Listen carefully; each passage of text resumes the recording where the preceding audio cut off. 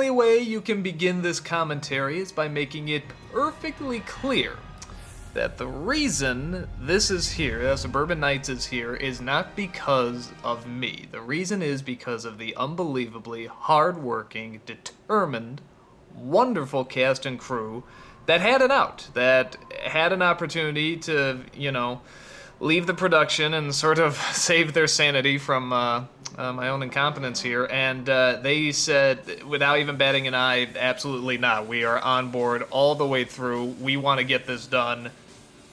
We're totally committed. So this is here because of them, and they did a wonderful job, and I could not be happier to be working with them because they really, really pulled through. But if you want to hear all the drama and all the behind-the-scenes problems we had, go watch the featurette. This is going to be a positive commentary. So we're going to be talking about all the good ideas and the stuff that did work and the creative process, all that cool stuff. So if you haven't guessed yet, I'm Doug Walker, the editor, writer, actor, and for lack of a better term, director, because I don't think this is one of my better directed things, but hopefully next year I will be more on my A game. And it turned out okay. Like I said, this actually turned out very, very nice. I am happy with it, but blah, blah, blah, being a drama king. Let's talk about these two guys. This is Jim Trokin, who is a man of many hats. He can act, he can do effects work. Some of it makes into the movie here. He did the opening gauntlet effect going into space. He also does the end with this alternate ending, but we'll get to that later. And he also does the drawings of Malachite and Aeon. And smart as a whip and very, very funny. This other guy is Orlando Belisle Jr., who I tested out on the Christmas special. That's the only thing I used him on before this. And I did that actually to see if he can act in this, because he was a friend and he knew martial arts and he was very talented, but I didn't know if he could act. So I tried him out on the Christmas special to see if it worked out okay. And he was great. And I said, can you act in the 3-year anniversary? You're going to be the bad guy. And he jizzed a little bit and said yes. People had trouble hearing this online. I think that's just some people's speakers, because I heard it fine. I'm sure in the DVD you can hear it fine. And, yeah, let's talk about the tone a little bit. This tone is very different. It's still kind of funny. It's over the top. It's hokey, but it's also very threatening.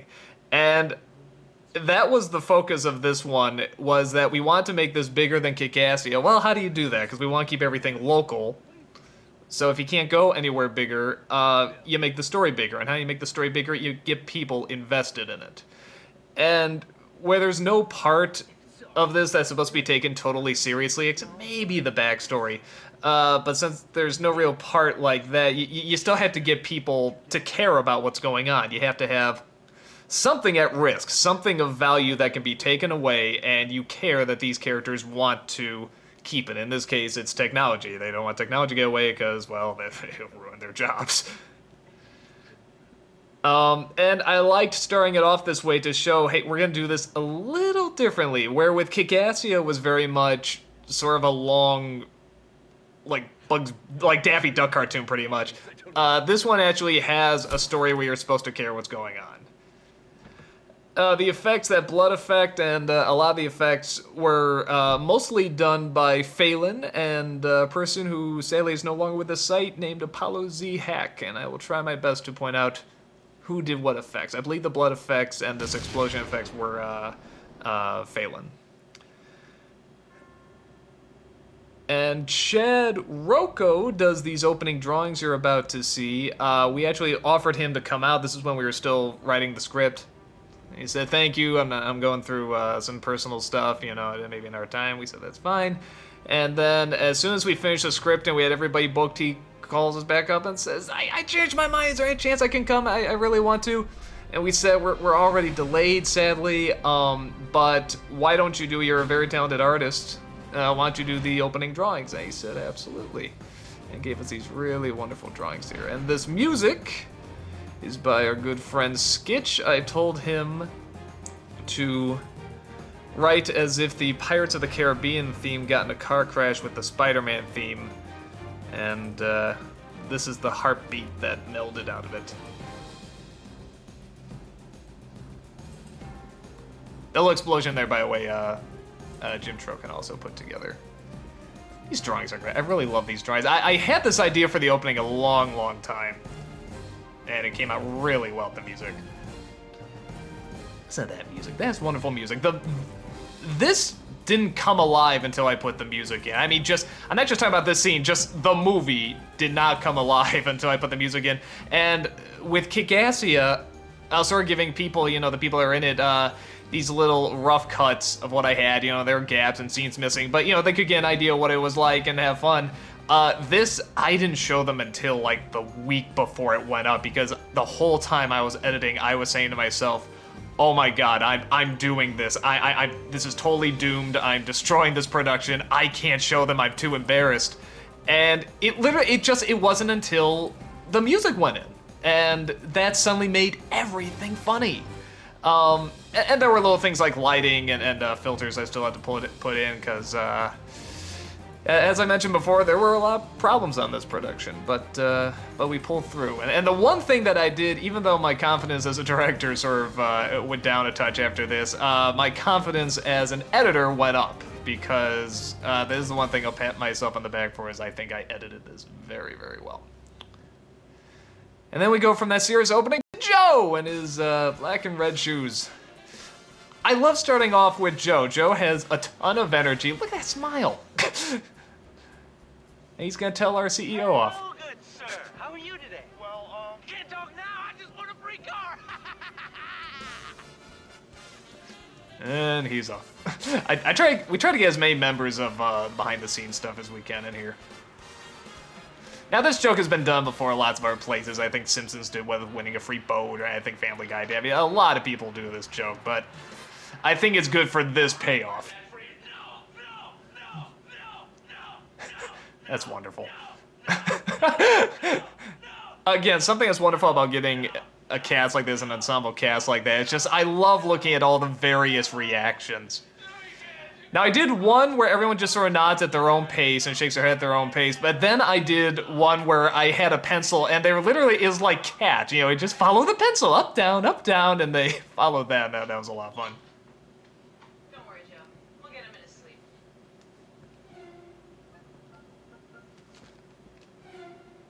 The sound, sadly, is not that good. We did not have time to go get a better mic. You know, we couldn't. Well, let me put it this way: we didn't have time to test it out. A lot of stuff we couldn't test out, so we had to just go with what we used last time. But it's the same mic from Kickassia, and people got through that okay. I think it's just that everybody's equipment and videos have gone up so much, and technology's gone up so much that now it's just sounding a little too dated. So next year we are definitely going to. We're definitely going to get boom mics in there, and we're going to make it sound a lot better. The other reason we went with it here is that, like I said, we never used boom mics before, and shooting outside, we knew we had a mic that, while it wouldn't sound great, at least you could hear it. Because there's actually two mics when we started using two cameras, and the one mic, you could hear it, but it sort of sounded like it was coming through the radio. That's the sound that you're hearing. The other mic, a lot of times I had to use the other audio because it would come through crystal clear. You'd hear them fine, but if there's even the slightest bit of wind, you would hear, and you couldn't hear it. And of course, there's a lot of wind. Well, there's always going to be wind outside. So that could not work. But like I said, next year, we're hoping to up it a bit. The echo, sadly, in here is pretty loud, and even with a room filled with that many people, there's still an echo. I found that very fascinating. I'll do that for you, critic. Something else we really wanted to do, I felt was very important, is that even though I stand by Kickassia, I think it's funny, and I love the story, it is sort of a our group only thing, you know, sort of an our club thing where you have to know the site, you have to watch a lot of the videos, you have to know a lot of the in-jokes. And you can follow the story okay, but you're just going to be confused by a lot of the jokes. So this I tried to make much more self-contained. You know, there's certainly things where you need to know that it's a website, but I come through and I clarify certain things. I say, hello, people of thatguywiththeglasses.com, or reviewers of thatguywiththeglasses.com, immediately establishing who we are. And even things like when Suede pops up, you know, who is that? Oh, that's that dude in the Suede. He used to do reviews for the site. When everybody comes out in with their character and their costumes and stuff, I name them so that people know in case they haven't seen the videos or in case they don't watch the website that much. That's my dad dude, by the way. Now, Jim Trokin told me that in the 80s, they did the states with 3 letters. So that's why it says ill down there instead of I-L. And that was Holly, our line producer, by the way. Quick little cameo. I think most people catch it by... I used to do a character called Laurie Prince. And this is supposed to be his father, Larry Prince. Right? Look at that face. Looks like it's gonna eat me. Pull back, God. This is a great joke. This is a reference to Spoonie's review, obviously. Bullshit! The actual location of Jaffers still remains a mystery. Now, there was a joke here that got cut because it sort of ruined the flow. He says, in our news, the president has been shot. And Justin says, well, what happened to Reagan? I say, I'm sure he'll be fine. It got cut because of time, but also I never thought it was that funny a joke. So I sort of kept it out. I don't know. What do you think? I've heard mixed things. I've heard some people like it, some people don't get it.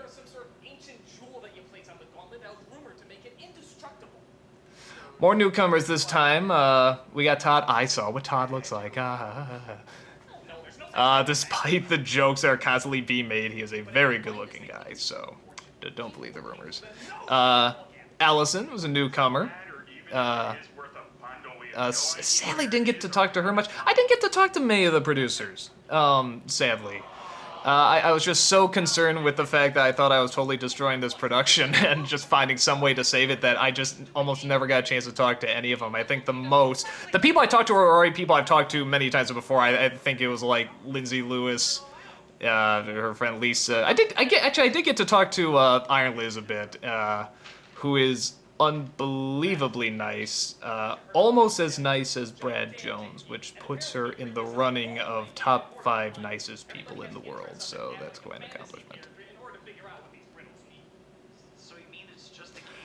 This whole idea of people dressing up, again, I did this so that if people don't know who we are, it doesn't matter. They can laugh at the people we're imitating, and you can do sort of a nice mix there. And a lot of people really applaud me for splitting it up into 2 groups, and I agree. I think that was a really good choice that Rob and I went with. What kind of characters do we dress up as? Anything, as long as it has something to do with a quest-related fantasy. Rob really helped write a lot of the backstory, because that was the one thing I really wanted. I said I wanted it to be a very credible... that was not intentional, by the way. That's just the way I shot it. I'm actually very naive to that stuff, like Lindsay's chest there, so I apologize. She says she doesn't mind because it distracted from the incredibly big coffee stain that's right under her cleavage there, so maybe it was intentional. Maybe I was doing her a favor. This is shot weeks later, by the way. Me talking, that's when, one of the 4 days we were shooting.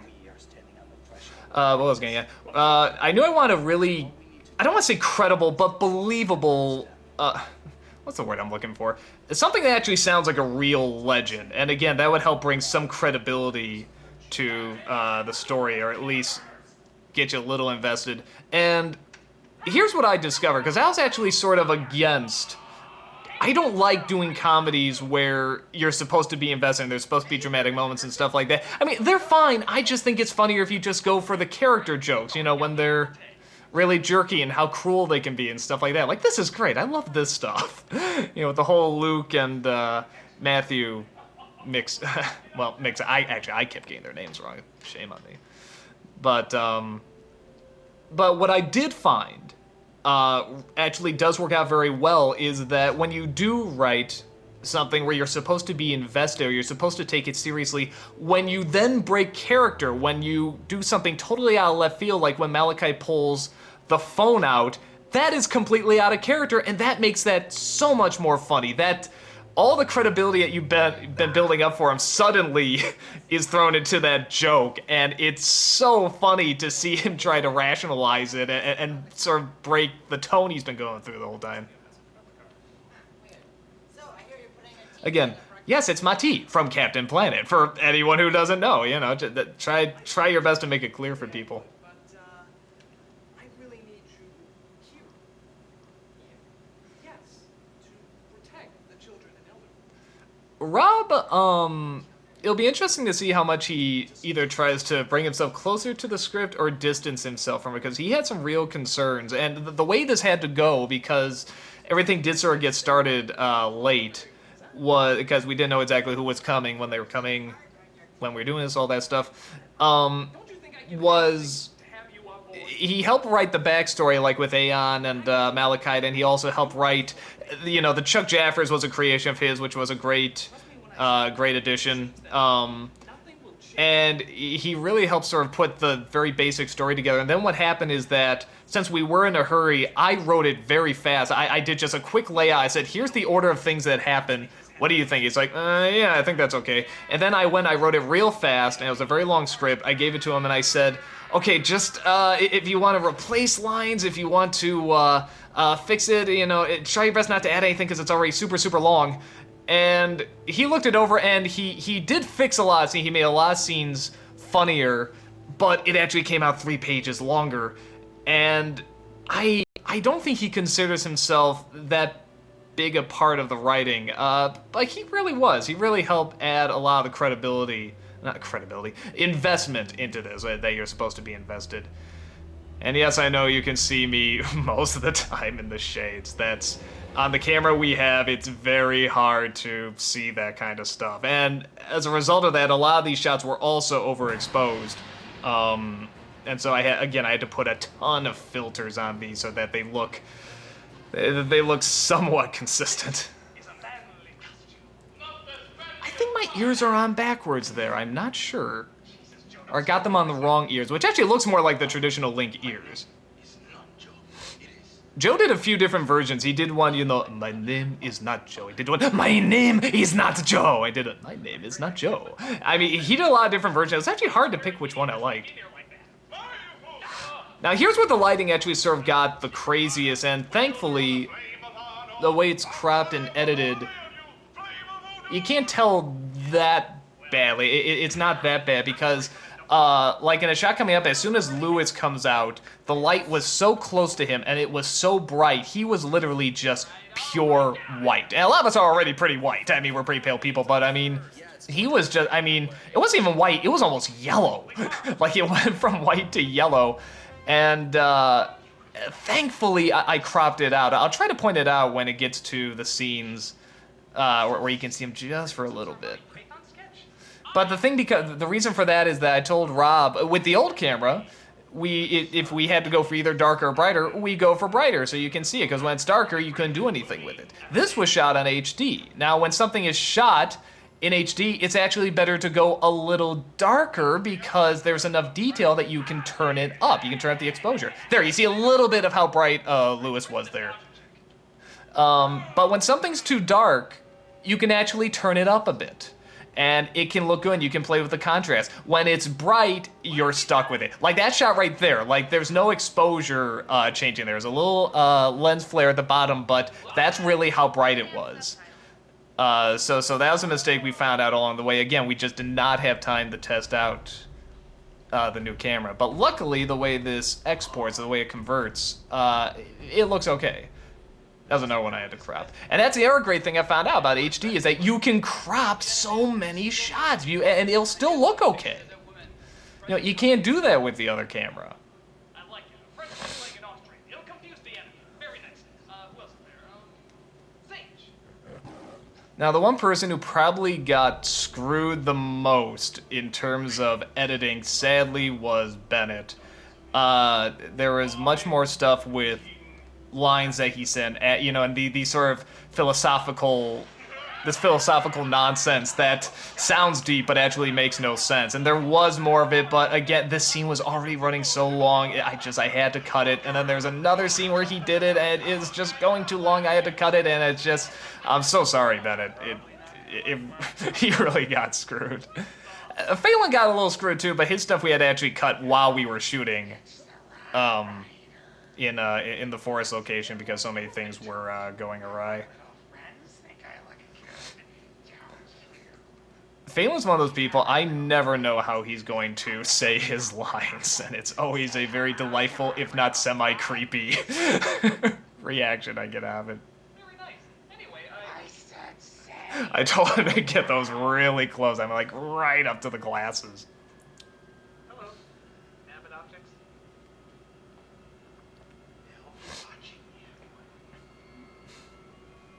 Shot had to slow down a little bit because the face was so funny. Yeah, Mars Girl, where's Mars Girl? I'm naming everybody.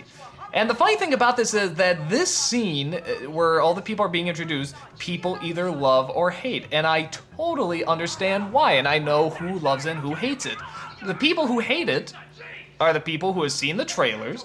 They know who's gonna play what. They already know these characters. So this just sort of seems like filler, and it takes too long. The people who love it are the people who have not seen the trailers and do not know everybody on the site and don't know everything about the site, so this cracks them up, and they love it. For a lot of people, this is their favorite scene. And for a lot of others, it's their least favorite scene. Something we're gonna do next year. I'll just tell you right now, we are really, like I said, so many things went wrong here on this shoot, and what I realize is that we can no longer do the productions where, you know, there's sort of a charm to the fact that we have little and we shoot them fast and that we can, you know, squeeze these out. It's that, no, now we always want to get them bigger, and we really have to act that way, and we have to get the responsibility, and we have to get the bigger crew behind it, because a lot of this, all the times that I've ever filmed anything, I'm very much a hands-on person. I want to do it myself. I feel like if anything goes wrong, then it's my fault. Nobody else gets, you know, can be blamed for it, so all responsibility is put on me.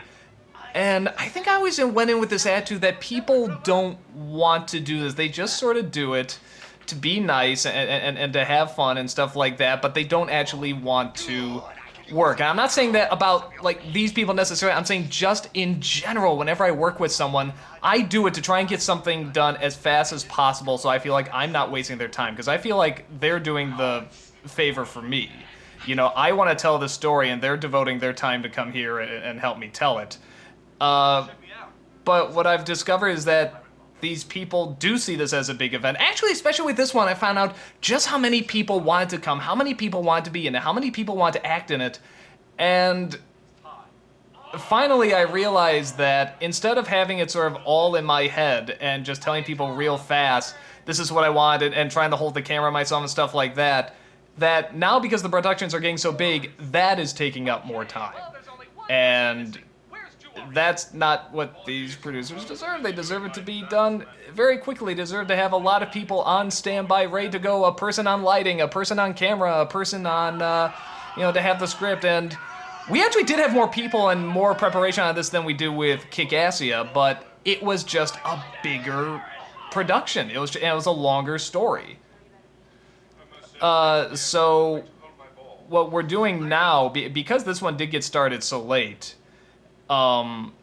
what we're doing now, we're actually getting started now on next year's production. Like, my brother is already starting to write the script, and he's already putting ideas together, and yeah, we're really trying to get the jump start this time. We really want to learn from our mistakes, and we, you know, especially me. I want to up my game, and I want to be much more prepared next time.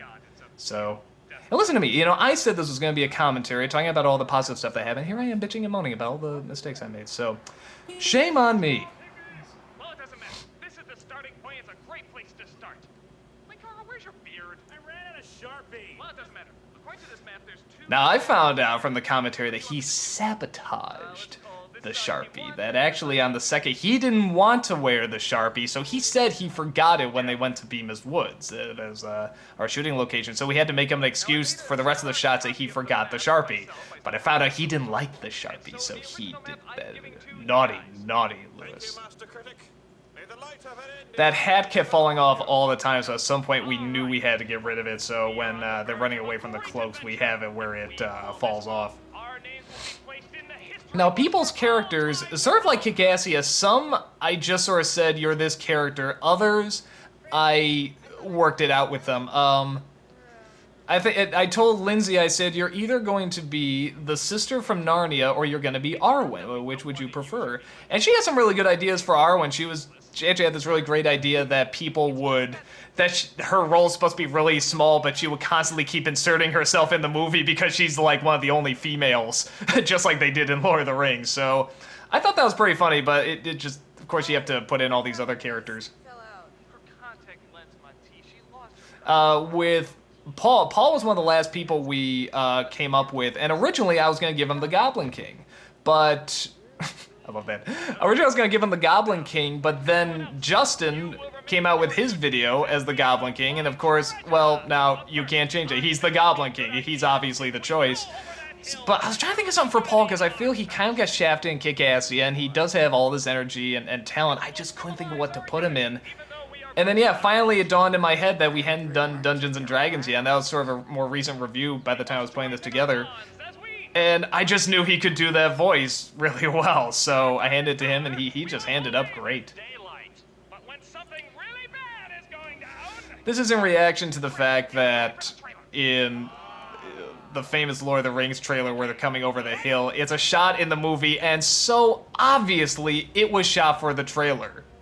And that's exactly what we did. This was the teaser trailer. Even though our lineup is totally out of sync all of a sudden. Well, you never know, you know? You didn't see us walk up there. Maybe they just decided, switch it up a bit, you know? Now listen to that music. That is wonderful music. That is from musicloops.com. This is called Hero's Arrival, and that one you can actually get pretty cheap.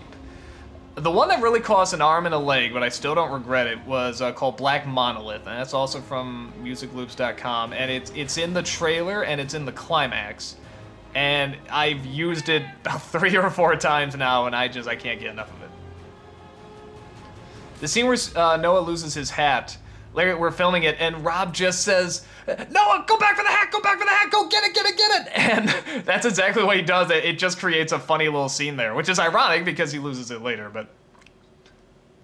Those are some of my favorite shots. I went out and I got a lot of these shots of the woods myself after everybody left, and I love getting shots of the woods. I just think it is so much fun. And that's a camera trick I did like back in high school, zooming into something and then coming out on something else. Now, same intro, Jim Trokin in the opening was also supposed to play Cloak number 2, but because the scheduling got moved around because of the weather, he couldn't. And I'm realizing now that was a good thing that happened because I heard what Jim was going to do. I heard his voice, and it is very, very funny. But in that setup, Brian, the Cloak number 1, is supposed to be the main Cloak. He is supposed to be the leader, and I knew that if Jim was in there, those voices were going to be, they were both going to be stealing the show, and it needed to be Brian was the focus. He needed to be the head Cloak. And Jim's voice was literally so funny that it could be its own character, which I probably will write a character for because it is a very funny voice. This is another scene where without the music, it just dies. It doesn't work, but as soon as you throw the music in, suddenly it's very flowing, it's very nice, and it's pretty funny. But they are alive. They're more alive than you. Phelan, as I said before, is very, very kind, but very, very quiet. And as soon as the camera goes on, it's just like, who the hell is this? You have no idea who this person is. This wasn't the person I was talking to a second ago. And into what winnowing wood of bird and deer have we so sown? Allison in real life, of course, you know, is very nice looking, but, you know, just a nice looking person, that's about it. On film, her hair is like fire. I mean, look at that. It just pierces through. It's, look at hers and Tom's hair. They're almost the same color. Her hair is redder, actually. So, and she asked, should I bring a wig, a Snow White wig? I said, bring it just in case. I don't know if we'll use it. And once I saw how it looked on film, I just said, no, it'd be a crime to cover that up. That hair just pierces through, so... and it actually goes very well with the dress. It's actually very, very, you know, the red actually matches very well. Lewis actually can sing, by the way. He's a decent singer. Lindsay can sing too. After the three of us, next year maybe I'll get like a, maybe I'll get a singing scene for me, Lewis, and Lindsay, because I think we could have fun with that. I'm not sure if anyone else can sing, actually. Maybe they can. I should ask around.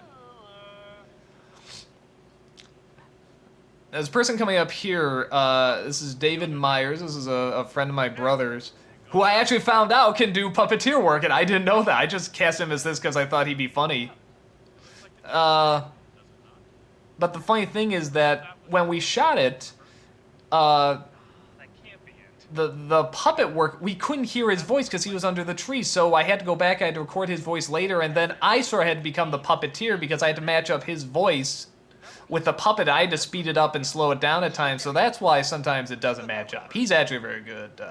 He actually did it very, very well. Even if it was a tail, what kind of animal could possibly be connected to? It's pretty obvious this is sort of in reference to the Holy Grail, My Python the Holy Grail with the rabbit. Has sort of a similar feel to it. Oh my god, when I laughed. I've actually had that puppet for years, and I love it. It's very flexible, and you can really move it around. And it's just, there's this personality to it that really comes through. So I always said one day I was going to use it, and here we finally did. And we knew it couldn't be anything magical yet. We didn't want to give away that, you know, that there's something supernatural, or that they think there's anything supernatural going on. So he just dropped little hints, like he knows what Malachite's hand is, and he knows why they're there. Now here's this for an irony. People probably heard before I sort of have this, you know, sort of my anti-princess rant. I don't think princesses are a very good stereotype. The reason being that there's no responsibility to them. I think with a king, you know, boys fantasize about being kings or taking over a kingdom and now it's mine, I can do whatever I want. That's not the best stereotype either, because it's forcing you to take something for your own. And again, without responsibility, it's not very good, but at least it's doing something. With princesses, you're just born. And you're suddenly special, and you're pretty, and everybody adores you. And again, I don't think that's a great stereotype. Of course, they're trying to change that. They're trying to make them more independent and active, but that's not what girls like. They like the fact that they're just born special, and I don't think it's the best. But in light of that, without even knowing it, I made every female on the group a princess. And Did media get the jump on me, or did I get the jump on media there? I don't know, but somewhere there's an interesting commentary about that. I love that little scream. No!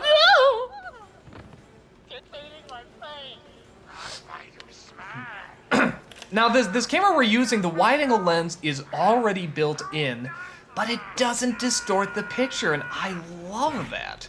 There's times where actually I almost wish it did distort it if I wanted to get a weird shot or something, but it actually worked out really well. Poor Tom. Tom is so great, so we'll always have him in there, but yeah, I think he sort of knows he's not, you know, he's not anything great to acting, so we just always sort of give him these little throwaway jokes. But he was actually improvising a lot on this, and some of them did make it in. Yeah, right there when he says that kitty's dynamite, that's a direct reference to Python. Now look at our heads turn. I love that wasn't planned. I was sort of thinking just Lewis turns first and then my head turns first, and it actually goes right down the line. It was just perfect.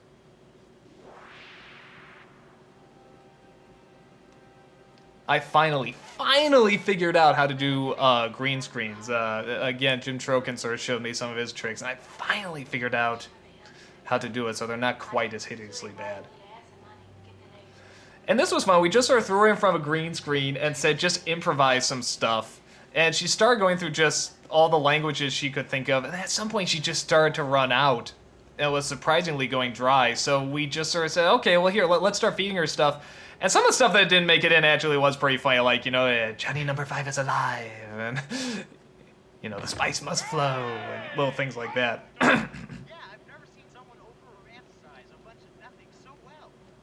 Now, of all the fan fiction that could be written, I think it's this scene where the most is going to be written, because that is such a pretty image. And I can see a bunch of people writing, like, Sleeping Beauty fan fiction or whatever, just going all dirty. I love that shot, too, of us looking down. That's a great shot with the sun there. Rob really did a good job there.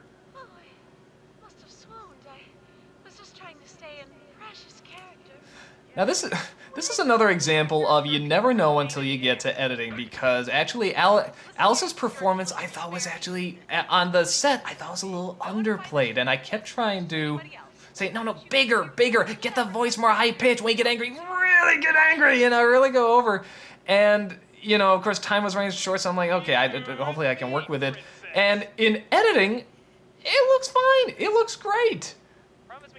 And that's why it is so good to do various takes and listen to your actors and try, if you can, if you have time, to take their recommendations, because a lot of times, they're right. Now, a lot of times you're right too, but they can be just as correct.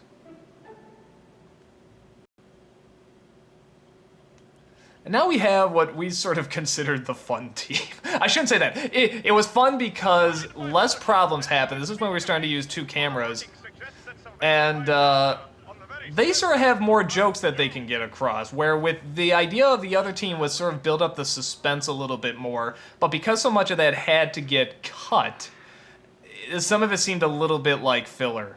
And I think there's no scene that fails. I think every scene works okay, if not great, if not really well. At the very least, a scene works okay. But this team is clearly where we sort of had more time to explore stuff and have fun with stuff, and we could really get creative with the jokes. And the funny thing, if Luke could not make it, actually the rival was going to be Allison. She was going to be the one that was going to be getting me the coffee and kissing up and stuff like that. I'm so glad Luke did, because this is much better. They can dress up the same. They're about the same height. And there's so many more jokes you can do with it. Now here's a joke. Originally it's you're a peanut. Did you just call me a peanut? And all of this went to say, this is all your friend. I'm eating your little peanut. Ha ha ha. Rob, and that was the end of the scene. Rob took that and changed it to pee and turned it into this really great bit of writing where I'm totally full of penis. So water, and leading him to making himself look ridiculous. And it was so much better than what I had written. I will eat your penis! look at those reactions. Oh, look there, that's great. That little, well, what can you do? I don't know. He's weird to me too. Go back further.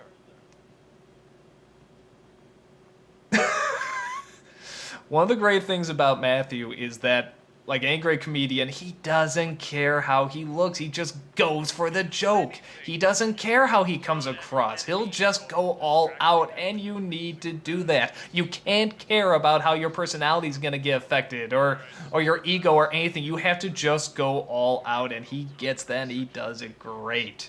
He creates this very funny character because of it. Brad pretty much had no choice. He was Indiana Jones, because we would die of laughter every time he'd do a Harrison Ford impression. He'd just whip it out, no pun intended, all the time. And it'd just be so funny, and it killed us. And we just said, okay, no one's ever heard your Harrison Ford on the site, so we gotta do this. This is just too funny. Little scenes like this. Love that. Just those little throwaway jokes I live for. Now, some people talk about Caitlin's Japanese. They say it's either it's really good or it's flawed. And I'll tell you right now that she tried over and over to get it right. It wasn't something where she'd say a line and say, I think that's close. Yeah, that'll do. If she got something wrong, she'd say, no, that's wrong. Let me try it again. Konnichiwa. Okay, and she would go through it several times. So she worked very, very hard on it. I don't know Japanese. Thankfully, a lot of the people who watch this probably won't. Or maybe not thankfully. Maybe it's very good. I have no idea. But, yeah, she worked very, very hard on it. Watch Justin. Love that, the little eye roll. Little things like that are great with these producers. That's why, actually, when I go in to do a take, I try not to give too much direction, because I want to see what they're going to do first. I want to see what their first reaction is. And then if it's not what I had in mind, I say, well, okay, try it like this, say it like this. And I have two good choices. I have their natural reaction, and then my take, and you play with it. Right. Agreed. I was going to do all the talking. Sorry. That's when you see, okay, these people are meant to be a little funny. They are not meant to be legitimate threats. And Brian, I had to give Brian very little direction because he just got it. I mean, like, exactly what I was going for with the character. I was very impressed how he just picked it up. Wielded by an Istari. I think that means he's angry. Come, noble warriors, face the Todd wrath has of this the great masquerade. sort of To magic, semi-angry to magic. deadpan as well. Now, this originally, Well, because Noah and I were doing a little bit of research and we heard that you throw birdseed in these games. Okay, so I had just sort of these crumpled up chips and birdseed and stuff like that. I didn't know they were in packets, and thank God Noah knew because he would just thrown straight up birdseed at them, like, you know, just out of the can. And it turns out it's in these packets, so we got these little sugar packets to throw at him. okay, seriously, lame. This bit he just made up and is great. I, like I said, try to do research, try to find out about it, but, you know, we're not experts, you know, we're gonna get things wrong, and he had a little bit more expertise than I did, or at least can make it sound like he did. And he gave us some great takes here. Let's not be childish about this. And the idea of pulling the beard off, too, I think that was his idea, and that was really great. Do this. Hey. That's so funny. If that's the way you guys want to This effect coming up originally was just a little lightning and maybe a little bit of a filter effect, and Rob went in and he added much more of the blue tint. Another great reaction. This line Rob never liked. I think it's so funny. suddenly, I've decided I'm terribly afraid of you. Especially followed by that. Love it. This power is beyond any of you. He improvised that too. Let me handle this. Every time I was at the sword. Diego Montoya, you killed my mother. Father.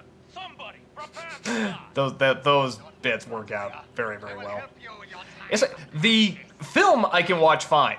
I think that's a testament that it does work okay because I can actually watch all this fine and get a really, really good laugh. The featurette is where I have a hard time watching because I hate seeing, you know, these great producers and these hardworking people freeze, and, you know, and knowing it's basically your fault. So, but like I said, I mean, I've heard from their commentaries that a lot of them said, you know, this was like, you know, one of the best moments of their lives and stuff like that. So I'm really glad to hear that because I felt just terrible. I'm so glad that they are as great as they are. Now, actually, going back to that scene where Orlando appears, that is actually a jump cut. I actually got in the robe later. Yeah, I zoomed in on Brian's cloak, and then we cut to weeks later, and me moving out of the way in the black cloak, revealing Orlando. I think it's a very nicely done jump cut. Now, there's a lot of filters on here, making it sort of look blue-purple, because when we went back, a lot of my scenes we had to shoot later, and we had to shoot it fast because the forest was turning green. And it was another one of those instances where it was just overexposed. It was too bright and it was too yellow. So I had to start off with these filters on there to make it look very blue, and I think it actually blends okay. See, in this one, there's a little bit more dread. Much more of the story arcs were supposed to happen here, especially with the critic, who never gets into the character. He doesn't care about the character. He just wants to find the treasure. And it turns out actually getting into the character and starting to believe in magic leads him to the fact that Malachite is tracking the map and that he started all this. And the real risk that's there. Because if you think about it, you know, the critic before, like from Kick-Assy, one of the complaints about Kick-Assy is that he was too unlikable. And, of course, I love that. I think it's hilarious. But it was a major complaint. And again, I said to myself, well, you know, that wasn't the purpose of Kick-Assy. It was meant to be, he was very unlikable and silly and that these people are all mad. But I like the challenge of writing something where you're supposed to be invested. So I decided to try it with this one, and I think it works okay, and a lot of people actually do like it a little bit more. I think I actually do like this more than Kick-Assy, actually. Something that we need to talk about? Yeah? And what's that, lady? And here's where I go There's a balls out, so to say. And for the record, I do not wear tidy whities. I am putting that out there right now, right after I put this little bit up. Well, not little, but there you go. Oh, yeah. Oh.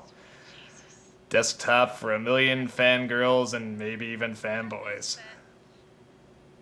I apologize to the world. Lindsay improvised some of this stuff.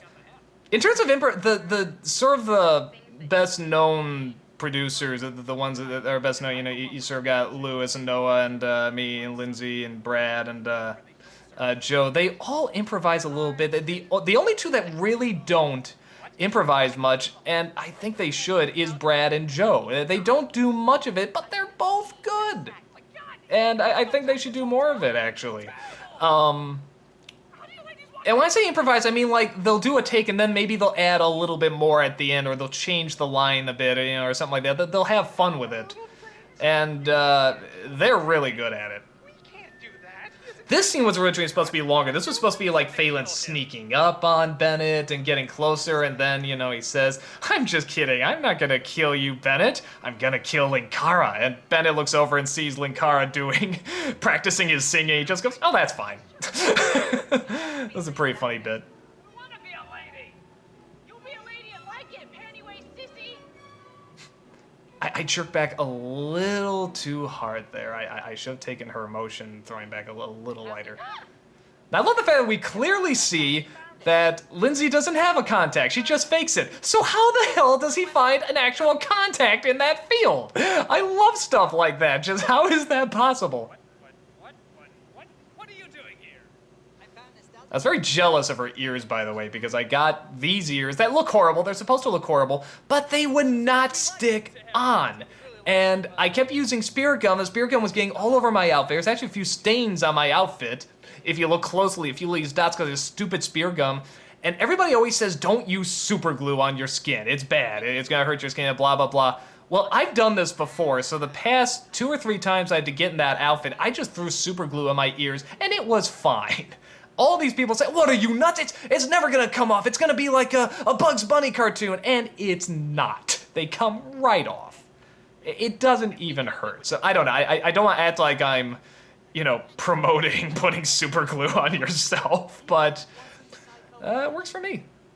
This is one of those scenes that's really, really overexposed, and I had to put a lot of filters on. That's great. I love breaking the stick. And that was a great idea. I can't remember how we came up with it, but that he'd be sharpening the sword on the stick, because I knew by the time we got to Goats, he had to break something, so I had it that he's holding the stick. Go to the library. Find information. Everything you can about Goat. I'm glad I gave Mickey a bigger part, even if it is a goat fucker. Because, I mean, that's the other thing, too. I wanted to give people a bigger part. I wanted to be sure everybody stood out and you remembered everybody. If you said, who did Bennett play? Oh, he was Aslan. Who did Mickey play? Oh, he was Peter Pan. Who, you know, everybody would remember the characters and nobody would be pushed aside. That was the goal, anyway. Don't worry, This is great. I'll help you overcome your problems.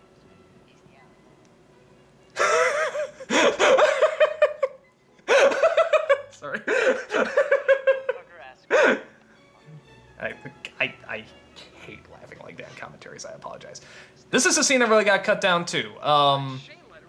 There's gonna be a little bit more. Where did it come from? How did you get it? But again, just we were all suffering. Let me tell you, I love the cold. Actually, I'm a person that actually I find the cold very relaxing. I like to chill in it, no pun intended. But it felt like a knife was in my legs. I can tell you right now, the only reason I didn't wear tights was for that joke, was for the crotch shot, and it was not worth it. It was so painful. I'd never been hurt by the cold until this shoot. And I didn't want the producers to go through that anymore, so we kept trying to find ways just to keep it to the bare minimum. These shots of me were shot later. This is a scene my brother constantly tried to get me to cut because it does not read well on the script. But in the movie, it plays great. But now we cut down to parts. Again, this is very much how you should see this. You should see it all put together. And when you cut down into parts, nothing really happens in this scene. You find out a little bit about the chain letter, but that's about it. But of course, when you see it as a movie, you realize this is building up for later. you know, who he's gonna go find the Necronomicon with, and it's a great payoff. Sort of a cleaner looking bum there, but again, just in a hurry. Now, in terms of my favorite part of the movie, I don't know why, it's this. I love this whole chase. I love the morning music. I love this is so calm and so pleasant. You got these really nice shots, and it's just so suddenly interrupted. All of a sudden, just boom, there they go. I love that. I don't know why. It cracks me up. Now, the scene where Noah's hat falls off, originally it was just supposed to fly by him. He was supposed to make this motion that just gets the hat off, so we didn't have to worry about it anymore because it kept flying off. And in one of the takes, he flips his head back a little too sharply. But it turns out that worked, because then I sent it to Apollo Z and I said, make it look like the blast knocks his hat off instead of going by him. And it's so much funnier. Luke does that fall really good. But where the cloaks go, they're not behind there anymore. Bad directing. These shots, Rob got this shot, as well as that, and then I got this shot while he was getting that. I love it. I love those few shots there. At last, a worthy place to call our battlefield. The music just, God, isn't this great music? I love this music. I don't know if everyone knows, but Noah tries to get on the bridge there and then just gives up. I was very careful when I put the trailer together not to show anything in the playground because I knew this was going to be such a funny giveaway, and I didn't want to spoil it. I can't remember if I wrote in that Todd couldn't see anything. I really can't remember, but I know he wanted to do more with it, and we worked with it a little bit more. Okay. I think I got that from Simpsons, the Husky Gentleman.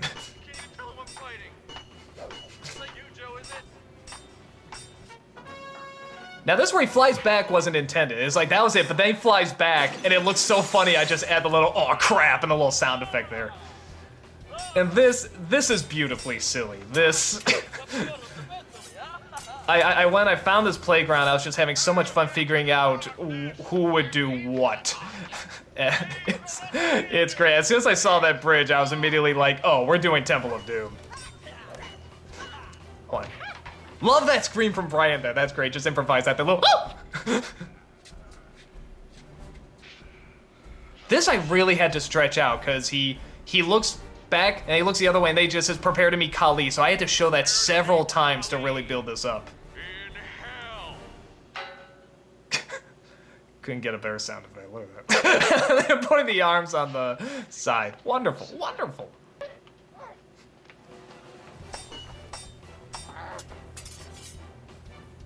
Now, Paul's staff, he didn't have at first, and we knew we wanted him to get one, so on the second day, he just found a branch from a tree and started using that. It actually was very effective. Now, Jim here, Jim's on the left, Jim J. Roz, who had to replace Cloak number 2, and he does this accent that for the life of me, I can't figure out what it is. It sounds like it keeps changing, but I love it. My God, look at that. I actually didn't know he could act. He's pretty funny. I might put him in more stuff, actually. He was pretty entertaining. This is a scene we had to do like 12 or 16 times just to get it right. And again, I felt Kaylin's pain because when she went down the slide, her skirt would always ride up and... Dude, okay. There's a reason that women have evolved to pants, but men have not moved on to skirts. They are a horrible invention. I don't know why women still wear them. You can't do anything with them. They're not comfortable. Anytime you move, you're exposing your goodies to everybody. Even the longer ones, I mean, you gotta lift up to walk, and good God. Ladies, we're gonna find you attractive no matter what. If that's the worry, I mean, yeah, they look nice, but we're gonna find you hot no matter what you wear, so don't put yourself through it. Now, this is a friend of ours, and she is married to the person whose house we're gonna be in later, where Lisa gets taped up. And that's her real daughter too. Oh, come on. She's way too old to be in a playground. What is she? Seems like, and we shot this first just in case someone actually did come to kick us off. So we shot this in case something actually did happen. And we didn't know if she could act. That they were just big fans of the site, and you know, offered any way they could. And I just said real quick, well, here, just say these lines real fast. And she said, I'm like, I don't even need to do a screen test. That was great. And this actually has a playground that's pretty close to the other one. I don't know why it's there. This is another scene where the joke didn't work until I added the little bump when you see they're not there. Brian delivers that so perfect. That made it work. If you took that bump out, it doesn't get a laugh, but because it's there, it works. Boy, they really thought that we were Boy Scouts, didn't they? I love proud cowardliness. I think that is so funny. You didn't lose the map for that, did you? What sort of half-baked wizard do you take me for? Do you really want me to answer that? No. That no is actually taken from when Paul says, "Can I have some?" No! And we actually thought it'd just be funnier if we threw that in. After he says, "You really want me to answer that?" I couldn't help but feel that you're not getting into character. Now, of all the scenes, this is the scene that probably got cut the most. This was supposed to be the scene where after it was over, the action was supposed to be much bigger, it was supposed to be much grander. There was supposed to be more jokes going on. And after it was over, there was supposed to be a real feeling of dread of what is going on. This is the first time they see the magic going on. And the critic really has to question, you know, what he's getting himself into. Originally, him and Linkara sort of butted heads a little bit more about whether or not magic exists. How did she do it? I thought this was a game. It is, isn't it? Well, how about this way? And it's where the dread really starts to seem real. But sadly, because we're losing the light and everybody was in such pain, myself included, we just cut it down to a fast little, there's no such thing as magic. How'd she do it? Let's move. And that's all we could do. I still think the scene works okay. I think it's because the witch's performance, which is so funny, is just so great. And she put this makeup and the glasses and all that stuff together. Really sort of helped create this character. And actually, here's interesting from a writing point of view. In the first draft, she was a witch, but she was also working. She had an office job, and she was constantly on her cell phone and texting. It would just be throwing lightning bolts while not even looking at us. And that was cute, but there was something funnier. So then we went for a zombie. It was the zombie that moved very, very slowly and just couldn't, you know, and we started dancing around making fun of her. And then we decided to sort of put them together, that she's this very kind, very funny, you know, sort of housewife-ish person that suddenly turns into this demonic demon. My reaction there, by the way, is shot later as well.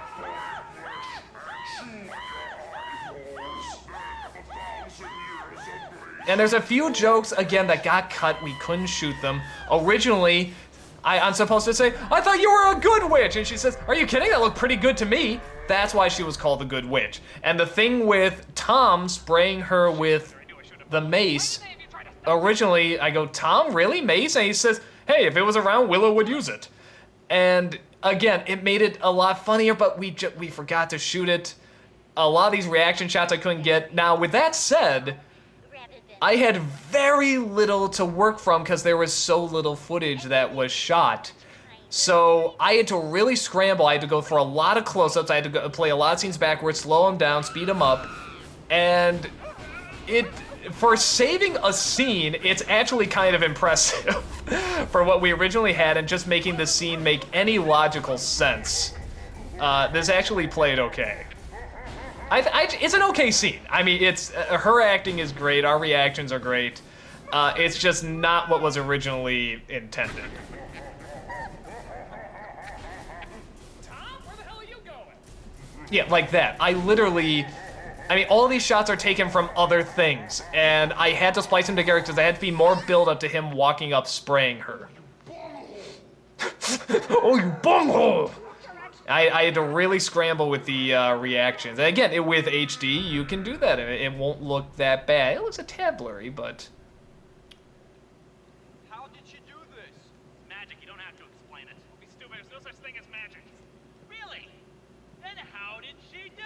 See, that was a much longer scene, much more drawn out, but we had to scrap it. Keep moving.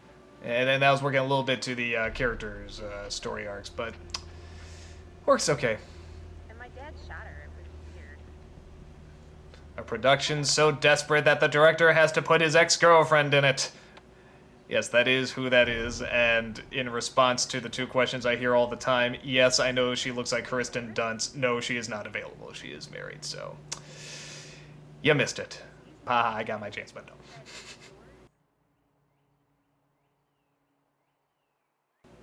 Actually, the reason I put her in is because, I mean, we're still friends, obviously, you know, we still chat. Just when I wrote this, I couldn't see anyone else playing this part. I knew she could play this part so well. And yeah, just does it so great. And of course, everybody, when they saw her in the trailer, was like, who is that? Is that a new character? Is it what? And the reason, of course, I do that is because I know she's a hottie, and as soon as they see that, it's like, ooh, you know, sex sells. So, sorry about that, Dana. I hope you're not offended. Actually, the one line she says that I really love, I think she just delivered it so well, is when he says, don't use that. She just gives this snarly little sneer. It just goes, why not? And it's delivered so well. These two have fun. They really, I mean, she was actually really impressed with how threatening he could come across, and I was really impressed with her ditziness combating it. Hey, you're kind of hot. What you doing tonight? How many people can blow up their ex-girlfriend, I ask you? I love you, Dana. You're great. Now, if you notice, Noah moves his mouth a little bit there, because that's when he said the path is split, but I need to hold it a little longer, but thankfully the beard covers it so well that you don't notice that. Now, a funny thing here is that this character coming up was originally written as the Dungeon Master. I thought that was the name of his character that he used in his videos, and I tried, because I remember this character, I remember him being very funny, and I tried to find him. I could not find the videos that he was in. I tried going to all the videos where you think he would pop up, and I just couldn't find him. And so I just prayed that I was right, that he was called the Dungeon Master. And so literally after the scene was shot, I told Noah, I said, so you're going to shoot your scenes as the Dungeon Master later? He's like, what? And I'm like, isn't that what your character was called? The one that wears the cloak over his head and the black background? He's like, oh, that's the gate cleaner. I said, is that what he's called? I was like, oh, well, would you mind playing that part, please? And he says, yeah, that'd be fine. You actually pick up a stone. This is another scene Rob was really sort of annoyed by, but I think works better. What he thought that the people would disappear and end up in a different realm where the gate cleaner would be. And I didn't do that because it would not be as fast. With a scene like this, you need the beats to go really, really quickly, and you need, when the stone drops, it needs to drop very fast, and you need for him to cut away really quick. So that's why it's done as it is, and I think it works because you're so used to this with the other videos where people talk to one another. I like the fact that only the people can see it, the people holding the rock.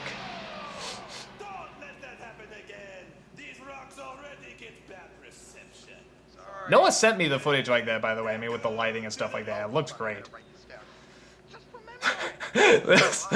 Anytime. I remember Brian Hines came up to me after reading it. He's just like, you might be in trouble. I said, why? He says, because the Luke Matthew thing is gonna steal the show. In many ways it does, but so many of the other people are just so much fun. Everybody sort of steals the show in this. That's my favorite one. He goes, go! And then the cut. I love the way Luke says, no, I won't bring home another dead animal. Matthew looks great. Look at that. They work so well off each other. And the way he looks at Matthew and sort of turns away.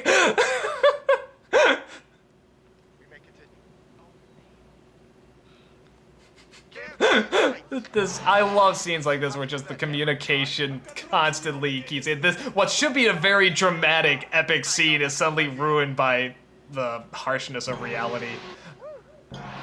Now, something maybe I should have done. I think this works. But maybe I should have had them saying, while they do it, give me light! Ooh, give me light! Ah, give me light! Maybe that would have been funnier. I don't know. to know the stinking location or not? Yes. All right then. Go to the fork in the road, take a right and continue forth. Got it? Yes. Good. Never call me again, you little bastards. Love that delivery. That's great. Never call me again, you little bastards!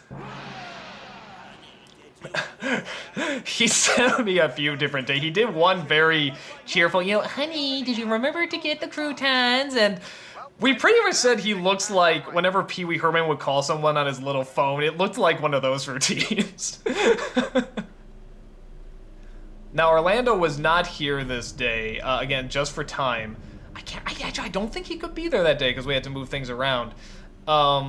And so they're reacting to nobody and Orlando's reacting to nobody. And again, it works pretty well.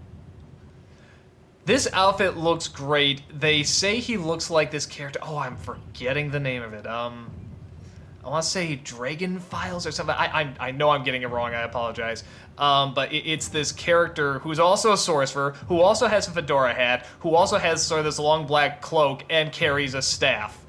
I swear to God, it was not intentional. It's just, I've always loved this look, and I think Orlando looks great in it. And we tried sort of that. We got several coats, we tried several shirts and several sweaters and several hats, and this is finally what we came up with, and we just love it. It never occurred to me that the Jewish person is calling him a Gestapo. Again, my mind just doesn't think that way. A lot of the very obvious taboo things my mind doesn't immediately go to. So I don't, nobody seemed to have a problem with that, and nobody made any, made any comment about it. I just remember when I saw the commentary by the cast, I just went, ooh, that's a good point. The Jewish person is calling him a Gestapo. Everybody loves that line from the trailer. Now, Liz was called in at the last minute to be the other cloak. And I told her, don't worry about being too loud, because I'm probably gonna dub it, because I have a very distinct idea what the cloak was gonna sound like. But she actually delivered the lines pretty funny. And actually, a lot of the times when I did the line, I just did very similar to how she did it. But you couldn't hear them, so I just sort of went with my voice. And I liked it a little bit more because that whispery voice is a little bit more distinct. That was improvised by Brian on the spot, and I loved it. The line, "My name's Anita Montoya, motherfucker." I was so debating whether or not should I put in the trailer or should I save it, because I know that's a funny line. And I put it in, and I'm shocked Joe has not made a t-shirt out of that yet. Because it was fun. Now there you can hear Luke's voice is disappearing. He actually, by the time we got to the house to film the tape-up scene, his voice was gone. And there you could hear a little bit of it. Did we win? I love that line. Brian also improvised this little where he knocks the wand out and slaps him at the same time. Now, Exxon Petroleum is not... No, actually, it is funny on the page. I didn't think it was going to be funny said. And it turns out it is. It actually works okay.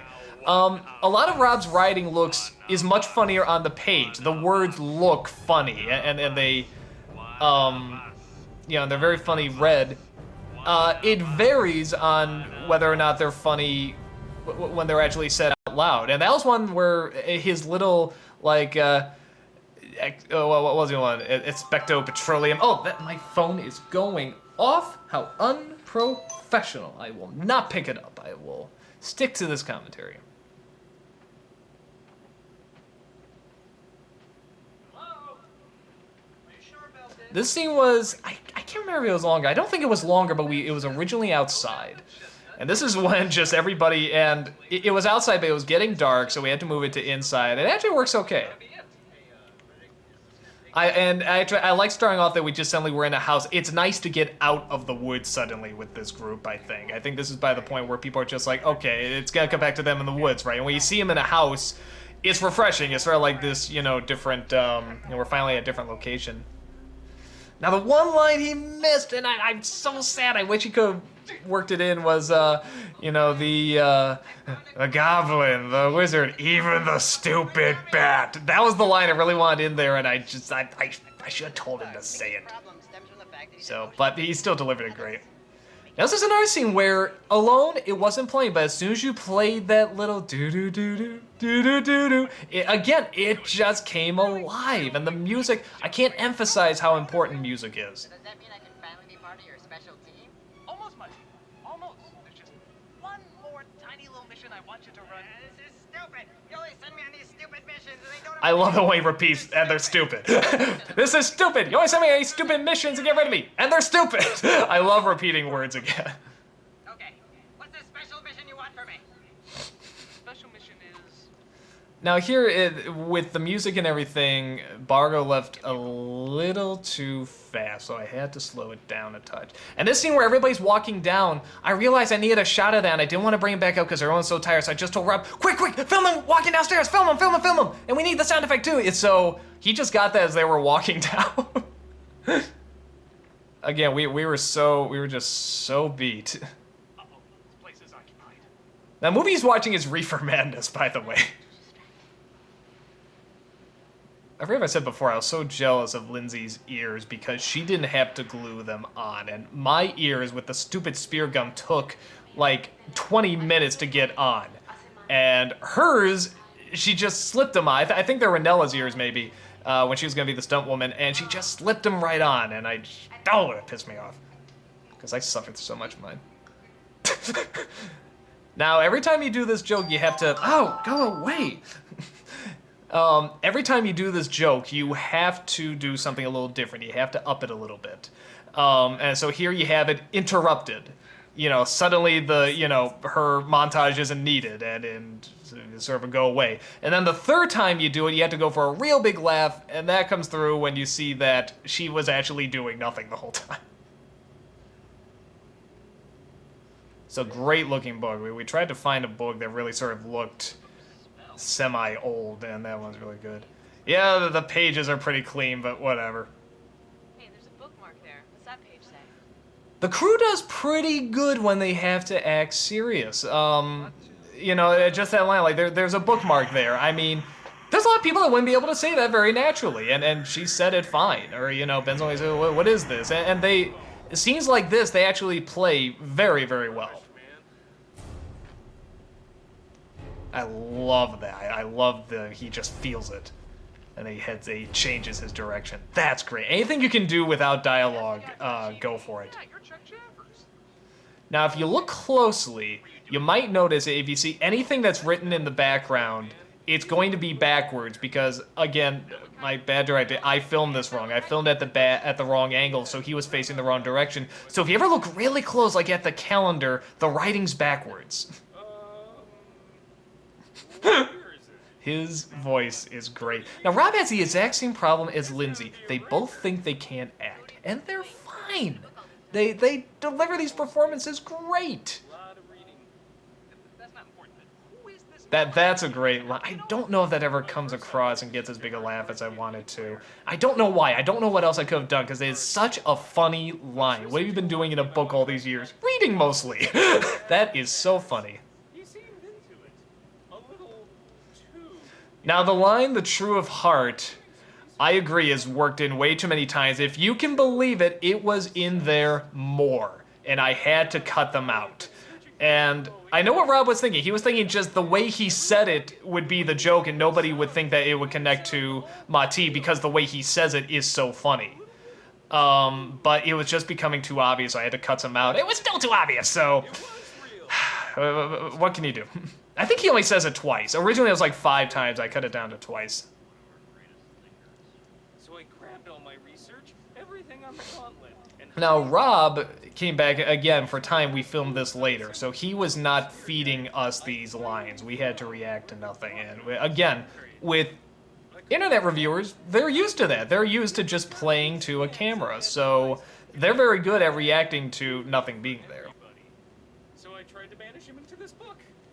But that didn't go as well as I'd planned.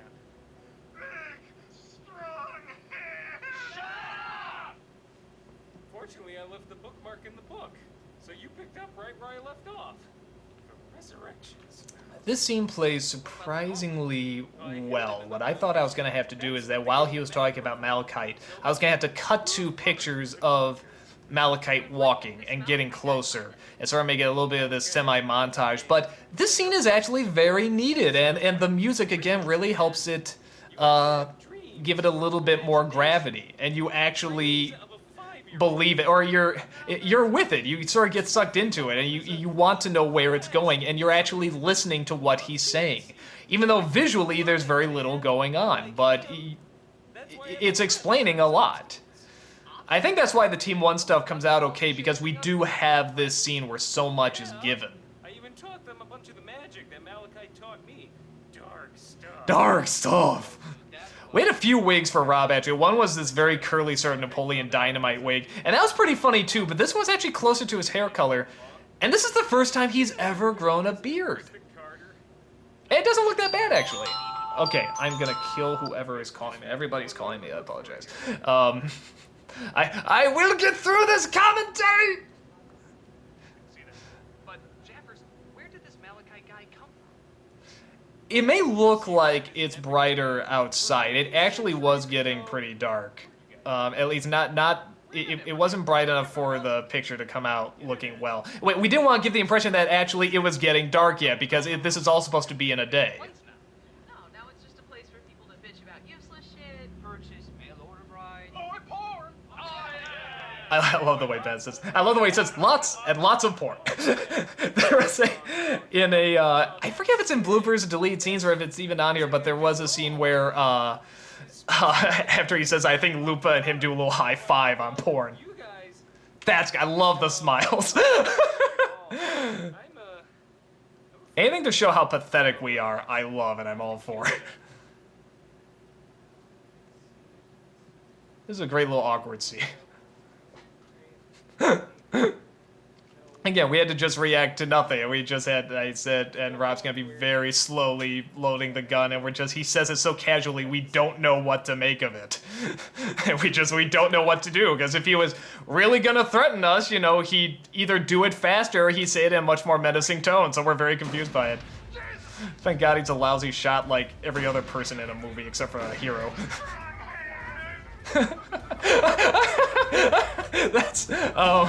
I'm sorry, that's James, by the way. He is another friend of my brother's, and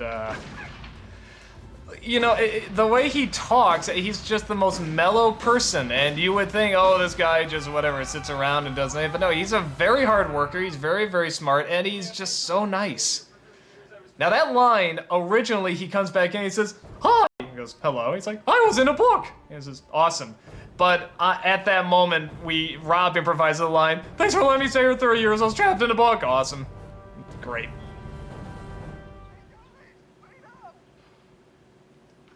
Liz was laughing hard at this scene. I kept actually ruining so many takes, she would just crack up and say, he's too good at it!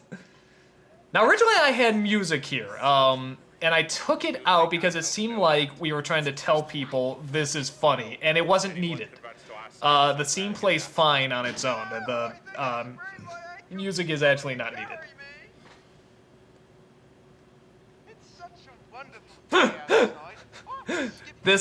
All of this is a reaction to something I actually mentioned in another review where I said, what if Frodo actually did become one of the ring race? And I just imagine that being the funniest image. Now, outside of when they're being chased on the bridge, I think this is the funniest part. Everybody's right on their mark. Okay. Get a new cloak number 2! Great, what if I did? Okay, alright. The way every line is delivered is perfect. The movement is perfect. This played out exactly how I wanted it, and I was so happy. And the hood's inside out. I think his costume's inside out. Look at the way they sneak away. I can see the camera's actually kind of jiggling because I'm laughing so much. And then to cut to the car. And it's all the way they're moving. It's it's wonderful. Matthew actually looks a little scary there, actually. That's a great by the satanic powers of Kiki. It's okay, Filmray. We're gonna get you back to normal. Again, you hear Luke's voice a little bit starting to give away. It looks like he's been hypnotized. Is there any way... Somebody posted a video, I don't know if it was a troll or a fan or whatever, but I still thought it was funny, of how that guy with the glasses gets video reviewers, and they show this scene. I could have been a person who hates the site and wants to take us down, but I don't care. Good humor is good humor. I'm a brilliant internet reviewer. Well, you're an internet reviewer, that's true. I'm an internet reviewer. Now, there's actually another scene, the only scene that we had to cut for time in terms of filming, and, you know, the daylight was going down and Luke was losing his voice, was that there was a scene where they talk about whether or not to go back and get him, and I do miss that scene, because actually it paid off this one joke where they say, Mars girl, what do you think? And she says in Japanese, well, his people did give us Monty Python, so we owe it to them. And nobody can understand her. So then Noah comes in and he says, you know, she said that we should venture forth to the valley of darkness and triumph over the evils that lie within. And then everyone looks to Todd, and Todd says, he says we should go after him. So it's this really good wrap-up of those jokes of all these people who can't understand one another.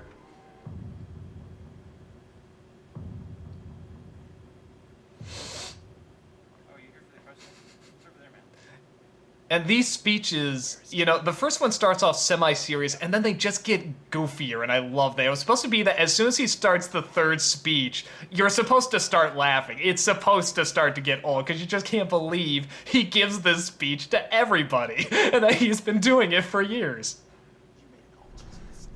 Now, him dropping the staff, that was a very good move, because he's gonna take his heart out in a second, and he can't be holding the staff.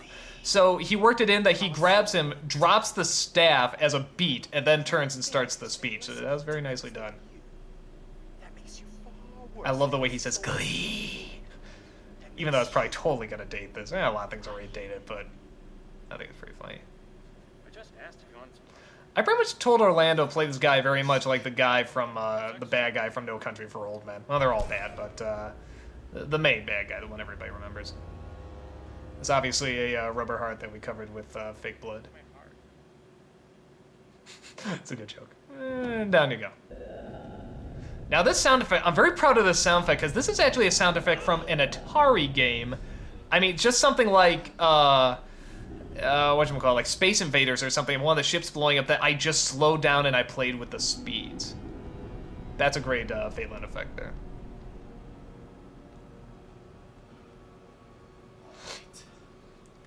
That's showing a little bit why he doesn't use magic all the time. I think his thought is that since he's getting closer to the gauntlet, he feels like he can. He can abuse it a bit, but it is taking its toll. Love the way he says, don't get up. That's very nicely done.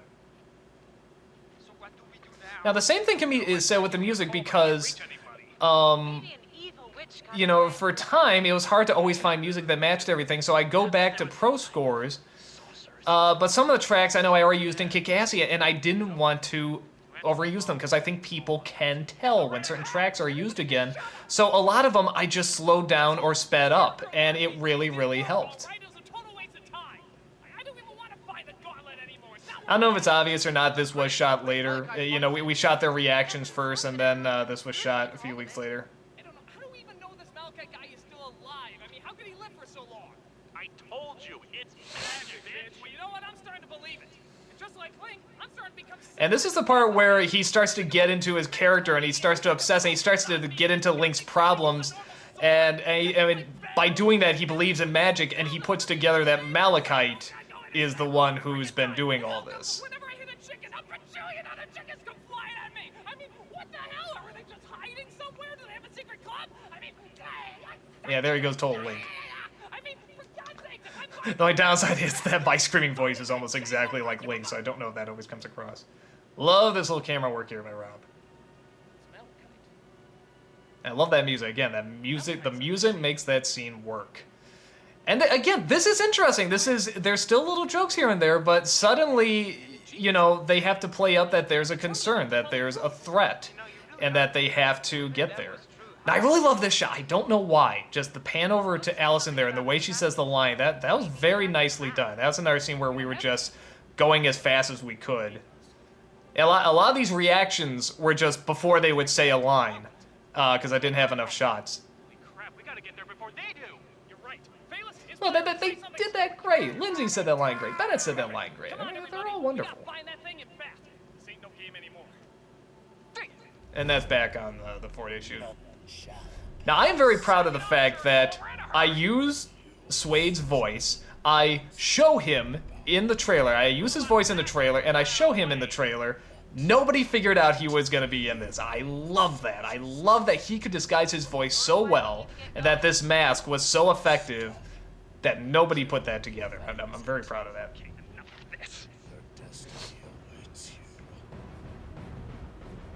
And those lines were just written for the trailer, pretty much. I mean, now here's the biggest problem. Look at that. They're gone from behind there. The team has totally disappeared. Nobody notices that. That's the shot that I thought was going to get us, and now they're back. That's the shot I thought was going to get us in the most trouble and the most continuity. I tried cropping it. I tried zooming in. I tried doing all these tricks. And by God, it worked! Nobody picks up on the fact that the group has totally disappeared out of that shot. They point out all these are little continuities that I don't see as a big deal, but yeah. And this is a scene, again, just we were freezing cold, we had to wrap up, so we did this very, very fast. This was originally supposed to be more shots. The scene where he says, you have to challenge me in Mortal Kombat, I mean, like the music was supposed to go dark, like there was really gonna be a battle, and he just sort of whispers, touch the sword. I touch it, oh no, I'm defeated, okay, let's go. Oh, Suede, it's good to see you. That's the one bit of dubbing I don't think comes out very well. I tried putting the filters on and everything, but I think it's a little obvious that Bensai's recording that like in his basement or something. Okay, I'm gonna talk about this because I might be one of the few people that just finds this hilarious. Okay, so the original scene, the script called for Lisa, who you're gonna see right here, to be taped up to the wall, because that was a much funnier visual. And so we started doing it, we got her up there, we were just about to film, and then she started to feel really lightheaded, and she said, I'm not feeling very well. And we started to take her down, she actually started to take herself down too, and you know, she took a breath, and she felt fine. I mean, she's a trooper, she got back on her feet. And it was scary for a second, but you know, she oh, I'm fine. Let's do it again. Maybe we can take this stuff and we can still put it over me. And we just said, no, we want to be safe here, you know. So Jason, the guy who owns the place, came up with this great idea of taking a blanket, putting duct tape on it, and wrapping it around her so she could very easily get out of it. Now, sadly, it's a little hard to tell that it's duct tape, but I think it comes across okay. And so that's the story. Now from that, on the forums and comments and stuff, somebody posted, as actual fact mind you, from a reliable source, that we had crucified somebody upside down, a man, for the 3-year anniversary where we were doing a black mass. Now, how can you not laugh at that? That is one of the funniest things.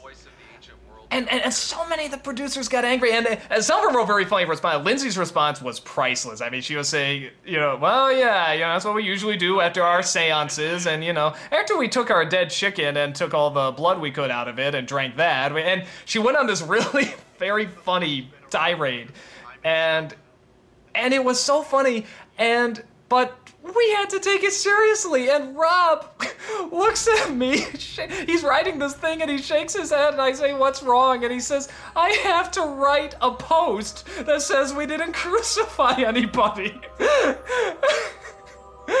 said, I suddenly know how Obama felt when he had to show his birth certificate while he was trying to get Osama bin Laden. Like, just really? We have to prove this? What about it? So it was one of the funniest things I think that came out of this, but so many people, so many people went nuts.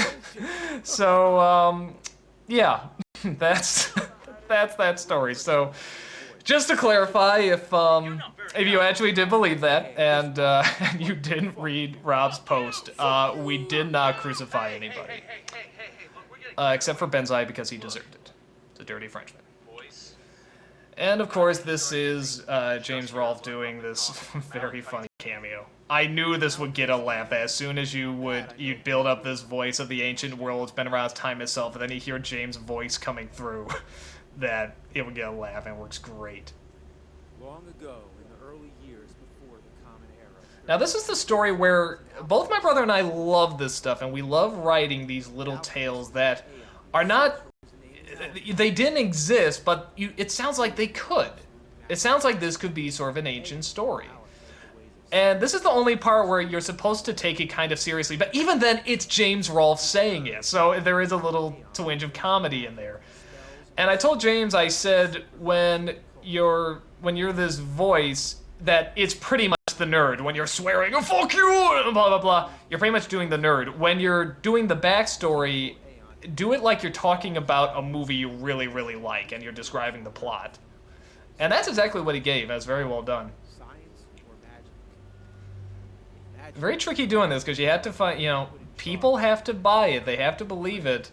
And Jim Trokin took a lot of sort of these drawings from just various places and sort of melded them together and sort of took all these various styles and, sort of lashed them together. And it comes across pretty well.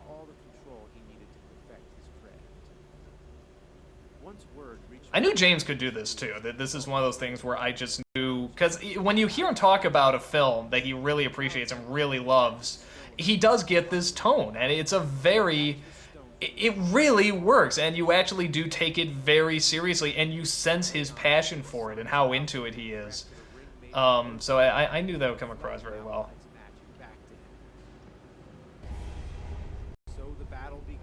Now, of course, people, I mean, the second time Mati pops up, you know he's gonna save the day. There's no question about it. But I don't think everybody knows exactly how. And that's what's fun about it. I don't think people know that Mati actually has Aeon's ring. And I think that, like I said, I think that came out, I think that did fool people.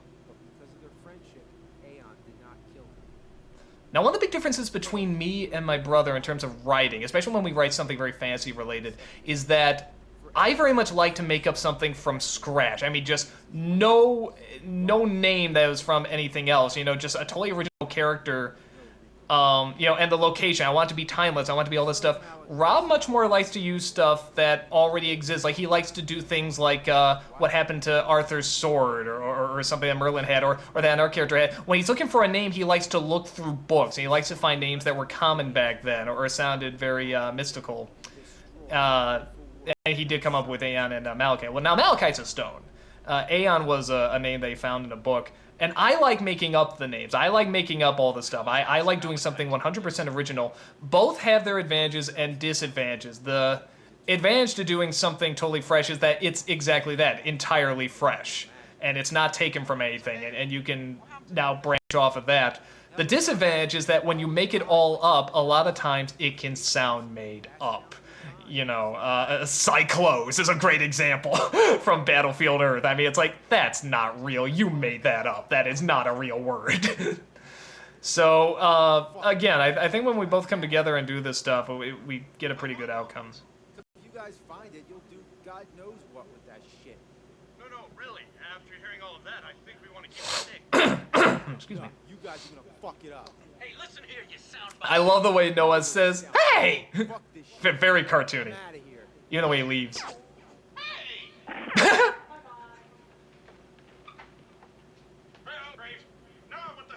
Now, Mia's Ask That Guy actually was shot later as well. The only shot where I actually interacted with them is when it pans over, I say, didn't hear you come in. This is again shot weeks later. And actually, the hand that Luke grabs the note out of is Lewis's hand. Or somebody's hand. I can't remember. Maybe it was Paul. I'm actually not sure. It's not mine, though, because I'm holding the camera. Can we see it? Sure, have a look. Great editing here. I'm very proud of my editing here. Got to be. Fucking Kidding me! It's right back where we started! Again, and the music makes it work. Boom! Oh, shut up! onward, my friends, through the peaks and valleys of Shut up! They're finally done with it, too. Gotta hurry before this Malachite You see the map there is not quite as ripped up. Again, that's my fault. Really love Brad's delivery here. Brad's delivery mixed with Joe's facial reaction in a second here. Really wonderful. And the way Noah turned there. Look at that face! That's wonderful. I can just watch their faces forever. They're so great. I love that little musical beat that I start putting at the end. Now that shot there, actually, people were just walking down to their location, and again, I forgot to get a shot, so you work it in. You just work with what you got.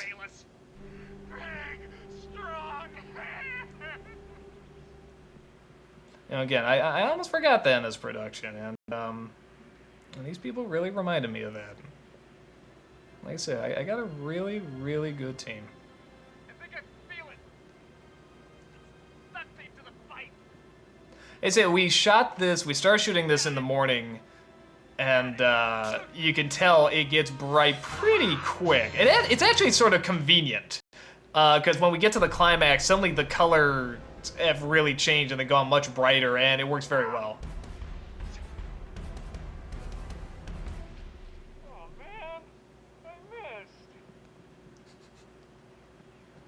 Now, Rob was really disappointed because he wanted something like Last Crusade. He wanted, like, a temple with a bunch of various gauntlets and stuff like that, and he would be the person there, but it just didn't seem doable. Oh, his voice is so funny. Oh, you know, the Rockbiter outfit, by the way, Holly, the line producer, made. By the way, you should definitely give her credit. And not of material possessions. Come on, you guys. That was a character I was playing. Take this way too seriously. Nobody, again, it's much like Christopher Walken. Nobody says a line like how Phelan says a line. It's just so distinct.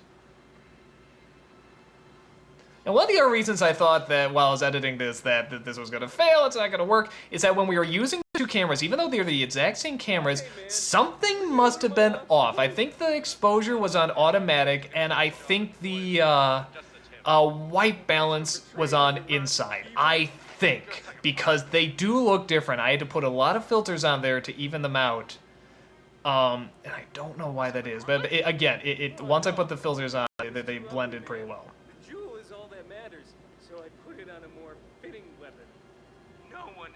And this was actually from James's, the guy on the couch.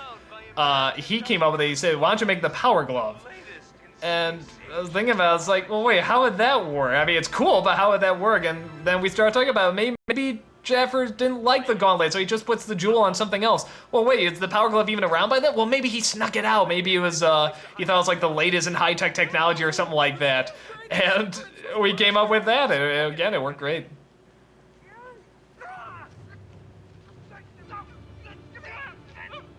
Scenes like this, I really hated editing because it's just exposition. It's set up for what you're about to see, so you just try to get through it as fast as you can.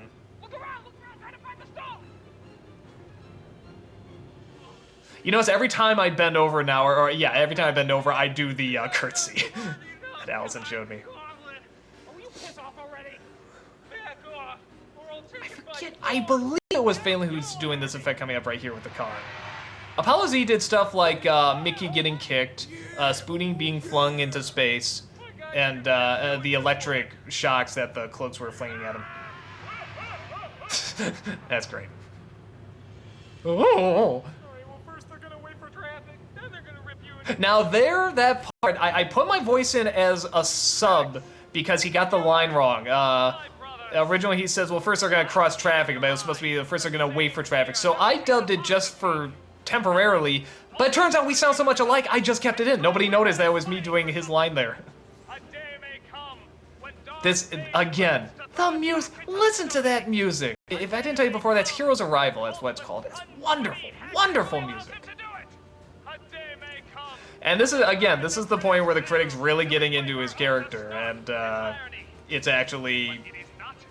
I actually think I could have been a little bit more into this. I was thinking about reshooting it, but my brother said it was fine. Nobody seems to be bothered by it, so... And the wind actually looks great there. When you cut out the... that's constantly going on. It looks great. I love Allison's face. That's a great face. Really getting into this. So by all the cool gizmos and technological toys that you hold. Another area where Bennett got screwed, sadly, is once everybody takes their swords out, Bennett roars. Watch it. Now, I could have added in the lion roaring sound effect, but it distracted from Lupa's screaming and running, which I thought was a little funnier. So again, he got totally caught out. Sorry, Bennett. And the musical track coming up here, I believe, is called Justified. You can also get it at music groups.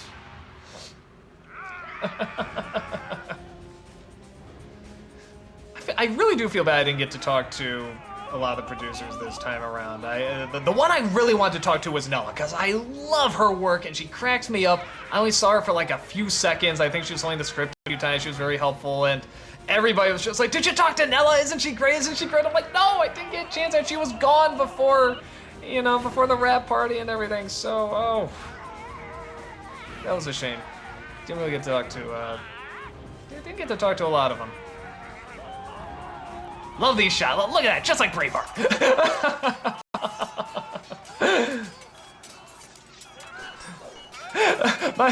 The person stealing the show. Oh, this really happened. That broke. You just keep going with it. And then I steal the sword from Mickey. Of course, he goes with it. For some reason, I love the way the witch goes, "Don't touch it! Get your hands off that blah, blah, blah." There's a great, in the bloopers you'll see, there's actually a great scene where they improvise this whole speech where they're making fun of each other, and it's very, very funny.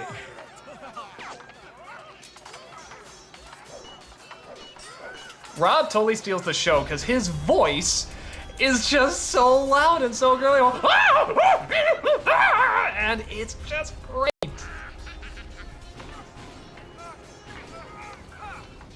Another great Phelan effect here. Now, I have to say, it was fun because every time I've shot this, I've almost always been in the focus. Every time I do one of these anniversary, I love that shot. Just Mickey holding the sword. Every time I've ever shot one of these, I was always the focus. I couldn't be the person doing anything in the background, and I always loved watching those the most. Like in the Brawler and Kikassi, just all the things the producers would be doing in the background. And I finally got a chance to do some of that, and that was really fun. That was really nice. Oh, does it come across that Lindsay's taking her ear off there? Some people said they got confused by that. Watch this physical. Watch how he moves here. Look at that. I mean, that's like straight up Curly from Three Stooges. He just throws it all in there. That's great too.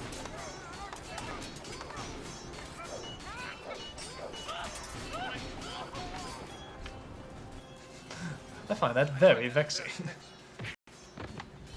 So she's out, but you do see her once and twice in the battle. I know Lewis's gun makes different sound effects and it works different. I love the bang sound effect. It cracks me up every time I hear it. That's great. That's wonderful. Now this originally, he was supposed to fling him around and he was supposed to hit people, but Tom couldn't get him up high enough. So we just made it this, that they'd be doing their own little thing in the corner. That's pretty funny. That was another Apollo Z effect. And the lightning is Phelan's. Current time is 3:55. I made a big mistake in not putting them in the opening credits. So they actually start off the closing credits because their effects were so wonderful. Now look at us in the background. Look at Mickey with his little sword. Phelan fighting with his hand. Look at me hitting the cat guy with the sword. And then Allison hitting the cat. Wonderful. I love that stuff. That stuff just gets me so much.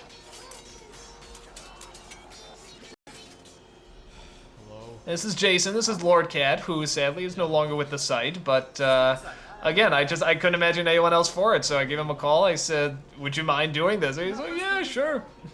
Does it great. Now that's one of my favorite bits that Rob worked out, is that he'd be chasing me with the sword in the background, and then going the other direction, I'd be chasing him. Like something happened off screen to flip the tables.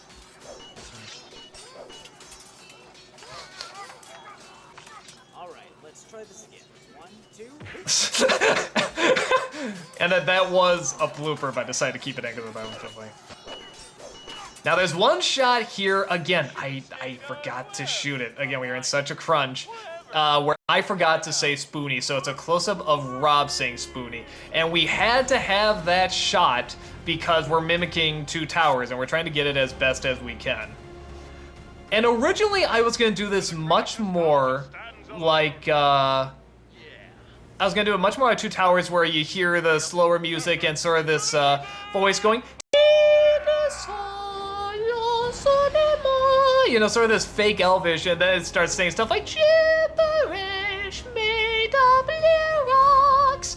And this just seemed funnier. Not even funny, it just seemed bigger. You know, and this, again, I didn't have many clips to work with, so I just keep using that shot over and over of them running. Look at Justin, look at the wing catches there. Boom! Great, perfect timing, couldn't ask for better.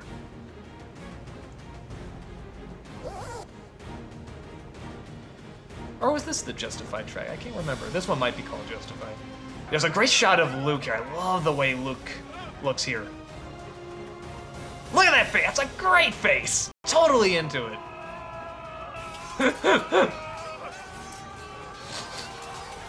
And this car driving by, it did drive by, so we just work it in. I added in the little honk honk and the whistle.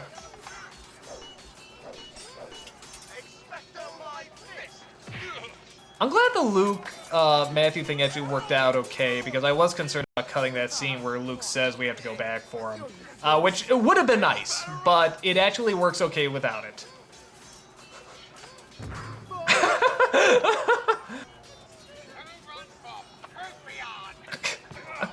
That's great.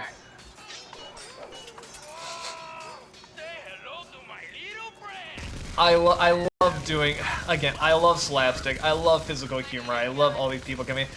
There was, I don't know if I did Allison's story arc quite as well as I could have. I probably could have played it up a little bit more, but it does look great just when she slaps the coat on. And that's a real coat, and she would just wear it when she was cold. And I just said, that looks great, we gotta work that in the climax.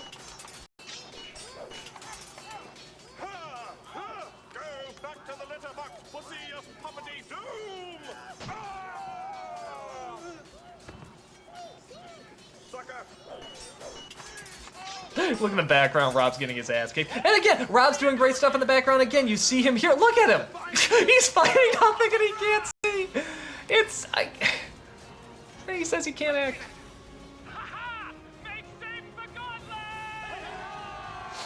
One of my favorite little moments here, favorite little oh shit moments. It was a great spot to put the to be continued.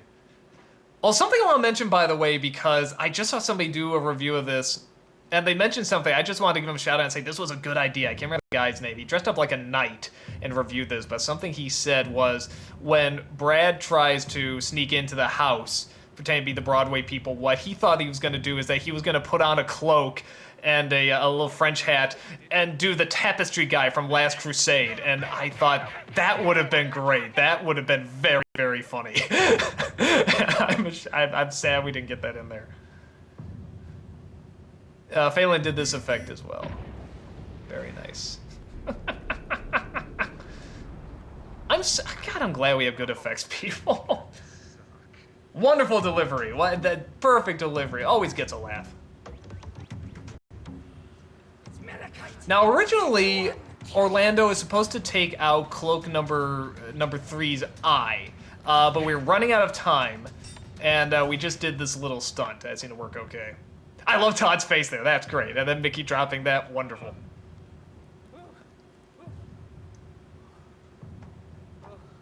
I think Rob being punched into the air here was Apollo Z.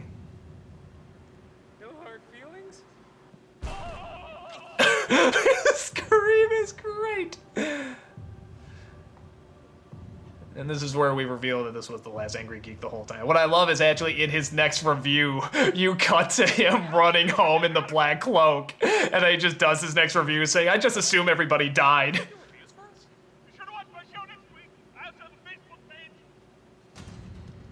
Very funny. Orlando stuff here was shot on another day. Again, just for time.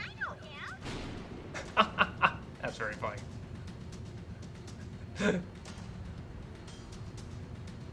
Now the scene where I say Dark City Backwash, originally was Dark City Reject, but that sounded too much like Rocky Horror Reject, so I had to dub that in. Now watch, my tie's gonna disappear here in a second. And I'll tell you why as we get closer to my T's death. Gone, but it's okay because you're looking at how wonderful my reverse acting is. Alright, you schmuck. Face the taste of my blade! Now you have to get a very specific sound for when I'm hitting my crotch. It has to sound meaty. It has to sound like something's really crunching or crackly. You can't just do a punch sound effect.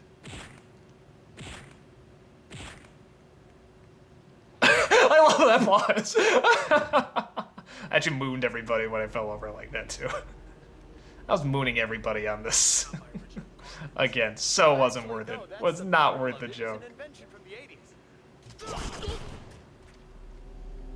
Now, originally when I did this, the music went a little bit more badass. You know, you sort of had the guitar going, you know, but it actually works a little better if you just let him take the music down a bit and it's more quiet. I'm the guy with the magic gun. Nice little fire effect there.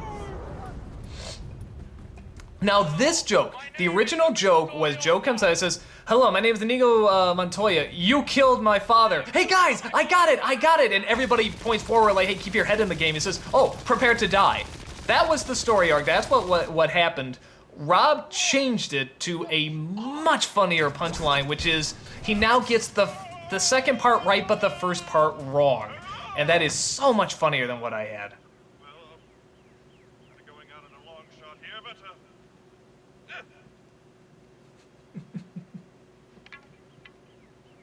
Again, he finds a way to get rid of the staff because he knows he's not going to use it in the next bit.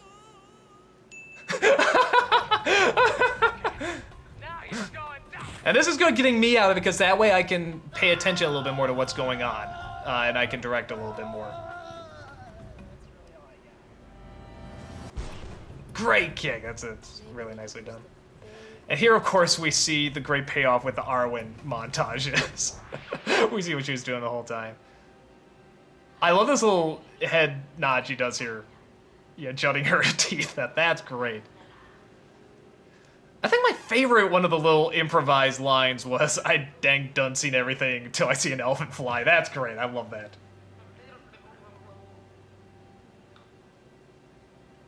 All the stuff she's saying here is totally improvised.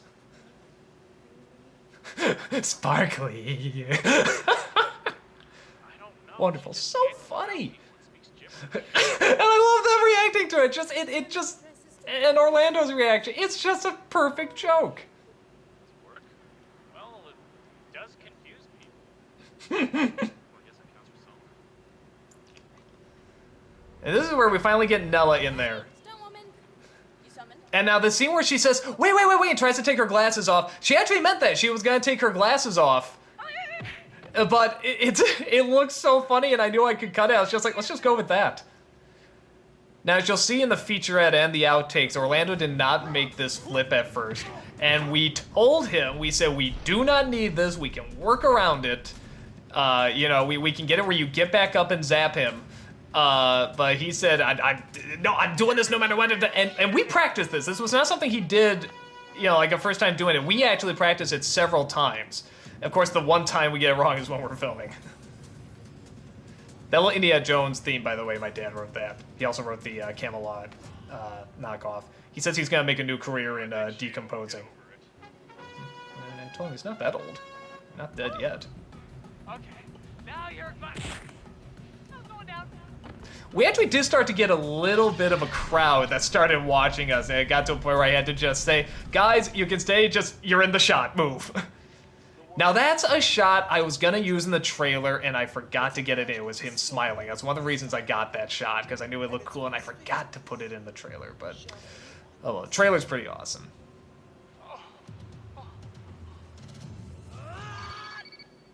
Now this bit here, this was originally, the original dialogue that I wrote was from something very obscure. It's from the making of The Shining in the opening when Jack Nicholson's talking to, I think, his assistant, say, yeah, put a little rice with that, rice or noodles or something like that. Yeah, that'd be good, blah, blah, blah. And it was just for the 2 people that would get that would understand that. But Orlando made this up because he said, well, can I do something? I have an idea. I want to try this. And he did that, and it was so much funnier, I didn't even do the other take. I just said, no, that's it. That's the one. I rarely do that, but when you know you have something, you have it.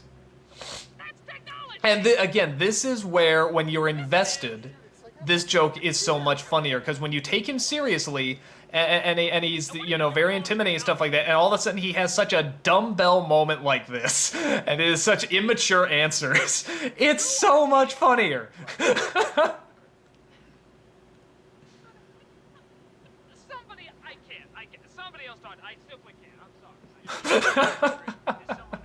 I think I delivered that line pretty well. And I say I will kill you and follow through with it. Sound good?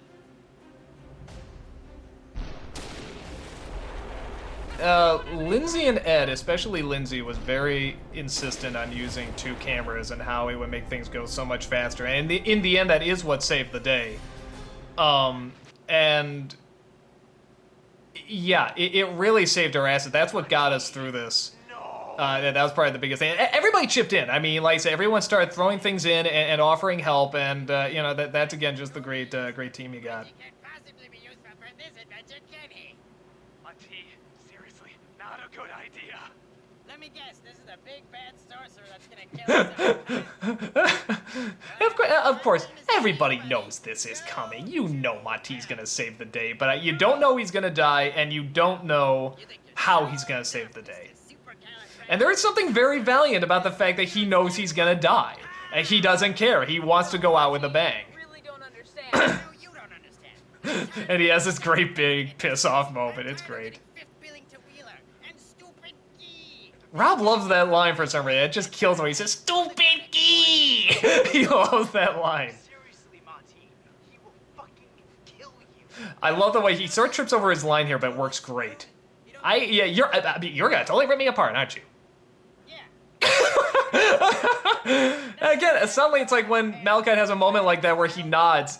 It's so funny because he is still so threatening. I really love this moment. I love the way the music plays. I love the way the voiceover happens. I love the little zoom ins. This is fun. This is really a lot of fun.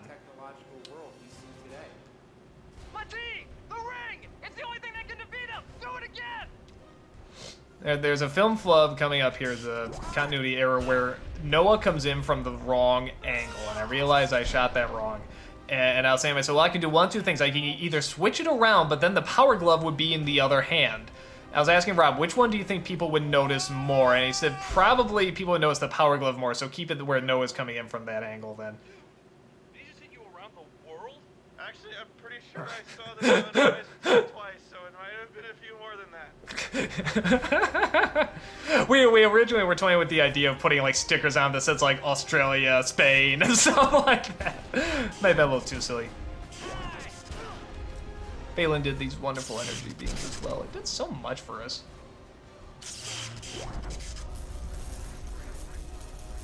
And we got to this before Harry Potter, before the big Voldemort show off, so. And again, you're actually sort of behind him, and I think this is where people decide whether or not they like this. If they're into this, and they're actually sort of rooting, and they want to see Mati get through it, and they want to see him win, they like it, and they realize that something was invested in, that it somehow actually sort of got into their consciousness of caring.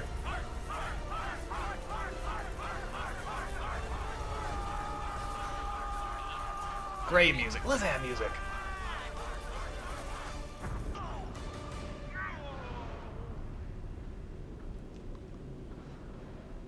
There's a sort of a cool effect there. I like that. I like the way it sort of shines on there. There's sort of that smoke doing that too. I'll tell you what's funny is that the mood, we couldn't figure out what, you know, like what sort of movie is this like? Like what's the sort of mood we're going for? And we couldn't quite figure it out. We thought maybe Kung Fu Panda, but even that got more serious than we did. And it wasn't until I edited this scene that I realized what we were doing. We're doing What's Opera Doc. This is very much, you know, it's sort of this big comedy. The emotions are there, but the subject is silly. You know, it's... Look at their faces. Look at Joe's face. They are heartbroken. All right, now there's me taking off my tie. Why am I doing that? Well, because when we shot this scene, which was weeks later, I forgot to wear the tie, and none of us noticed. And we looked at it, but the shots were so good, we didn't have time to redo it, so we just quickly shot seeing me taking off the tie, similar to like how the lifeguards on Baywatch take off their whistles.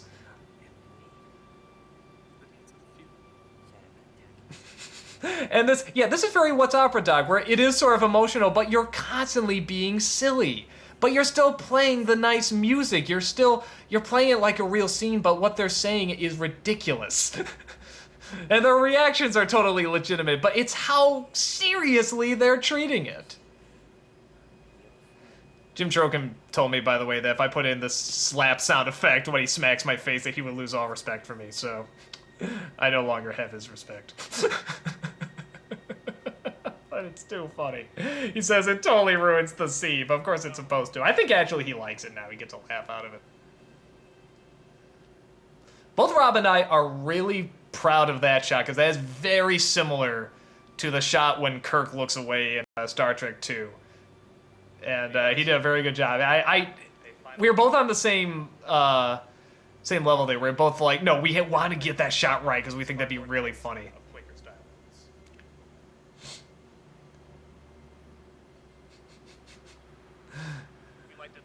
I think there was another line, something about Todd saying like, yeah, chicks dig, Yeah, it's probably best you don't ask. yeah, it's like, yeah, chicks dig that kind of thing. You're supposed to look over to Caitlin and sort of wink or something, but he was wearing a mask anyway, so I don't think that matters. Mati died to protect and nourish our hearts, just like oatmeal. A lot of the producers, now this line, like when Tom goes, he would have liked that. He improvised that. And then earlier, I forgot to mention, when Allison says we were following a chain layer the whole time, Tom just goes, fuck her! He improvised that too, and I cut it right before everybody cracks up laughing. And of course, Lewis just always has a Star Trek outfit on him. He just brings it everywhere he goes. He brings like 5 of them. So I knew it'd be no problem for him to change into that. That just seems kind of low. I will not say, do not cry. I love this scene because it's both so respectful and so disrespectful at the same time. My friend, I can only say this. Of course, I've seen The Funeral of Spock so many times as a kid because that did just destroy me as a youngling. So, yeah, I got that little twitch down pretty good. I think it's Rob's line, Hardy. That's very, very funny. Present arms. Lindsay taking off the wig there, that's great. I love the fact it still makes a shing sound. All right, now Paul forgot his kazoo, and we love Paul, but we could have killed him for that. So we tried to do a different thing. We tried him sort of blowing into a piece of grass, and then one with like a comb and a piece of wax paper. But then finally, Holly, in this great, you know, just this really great idea, found the pipe that I broke for Ask That Guy and said, that kind of looks like a kazoo, use that. And it worked pretty well. No, that's hugely silly, I love it.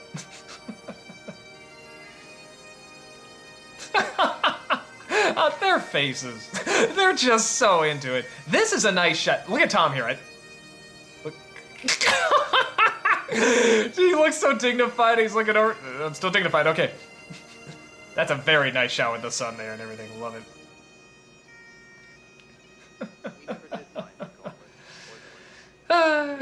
Sorry, this is actually pretty funny.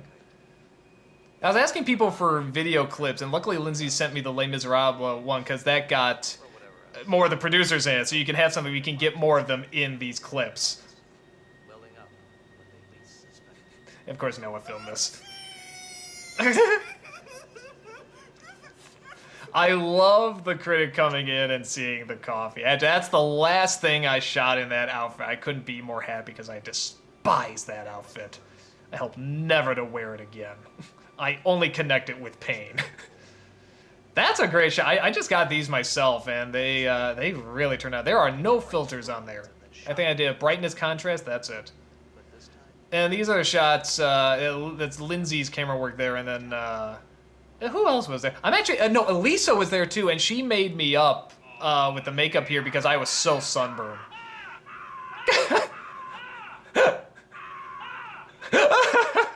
Sorry.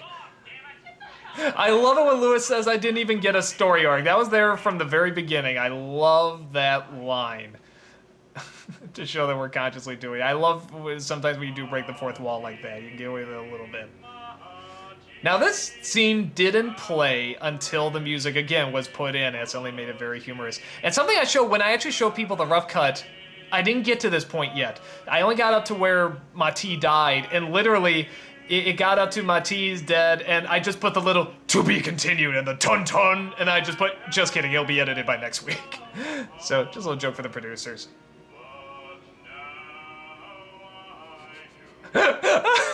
It's so heartfelt yet so cruel. I love it. Now this ending coming up, I'm gonna talk about this ending. Was not in the script, but Rob really wanted it in, and I said we'll try to shoot it, but we couldn't get it in time for to post on the internet, so we put it together, and honestly, I like the other ending better. I like, because the original ending ends with the bum saying, "Oh my god, I want a car," cut to credits. I think that's much tighter, that's much cleaner, it's a funny joke, and it, that was the word I'm looking for. It bookends everything very nicely. I like this ending, and Jim does a wonderful job with the effects, and it actually is building up the next one, what we're going to do for the next one, which is probably kind of obvious now, but it still saves some surprises. And I was just gonna, I said, we'll put it on the DVD. I meant just as an extra feature, maybe after the credits. Rob was so insistent that it has to be the ending. If it's not the ending, don't even do it. Don't even put it in. And he was much more passionate about having it in than I was to keeping it out, so I put it in.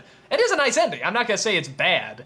I just think it ends a little better if we just cut with the bum. Oh my god, I want a car! See, originally it cut there. But now we have this ending, which is funny.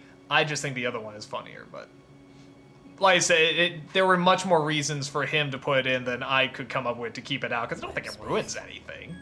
You know, I mean, it is still pretty funny. But then as a little catch-22, I had put in Lewis's little surprise ending as well. That goes after the credits. These effects are so much fun. My dad also decomposed, as he put it, the Star Trek music. And as I said before, we are already working on the 4th year. And I really want to learn from my mistakes. I want to give everybody a much better production to work on. I want it to be more relaxed. I don't want people to freeze to death. We're doing most of it inside.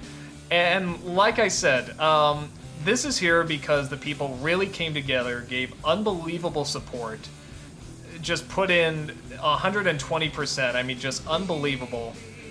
And I could not be more proud of these people, because I feel in many ways I did sort of a lot of the mistakes that happened were my fault in planning. And there's a lot of things that I should have done. I mean, granted, it was bad luck too. We had a lot of things that just went awry and went wrong. But because of them, we got through the shooting, and I think because of, like I said, pat myself on the back, because of the editing does pull it through. And we came out with something really nice, and I think because of that, I'm going to try my best to really give them a much better production next year. And again, we always want to go bigger, so I think it finally hits that time where, you know, we have to really, we can't rely on our little, you know, sort of our charm to be small. I mean, and there's always going to be mistakes. It's always going to be a little small, but if we want to go bigger, we got to prepare bigger. I especially have to prepare bigger. So, again, I mean, well, special thanks to all the people you see there. I mean, everything there is just totally true. Those people and the cast and crew. I am so lucky to have these people and to be working with them.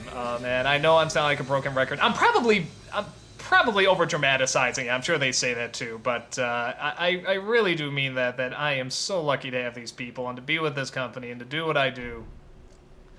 And you know, it really is spectacular. So again, people, thank you for watching this. Enjoy this little twist ending that we are going to incorporate into the 4th year as well. Thank you for buying the DVD, and if you didn't buy it, authorities will be at your door very shortly to arrest you. Thank you so much, and take care.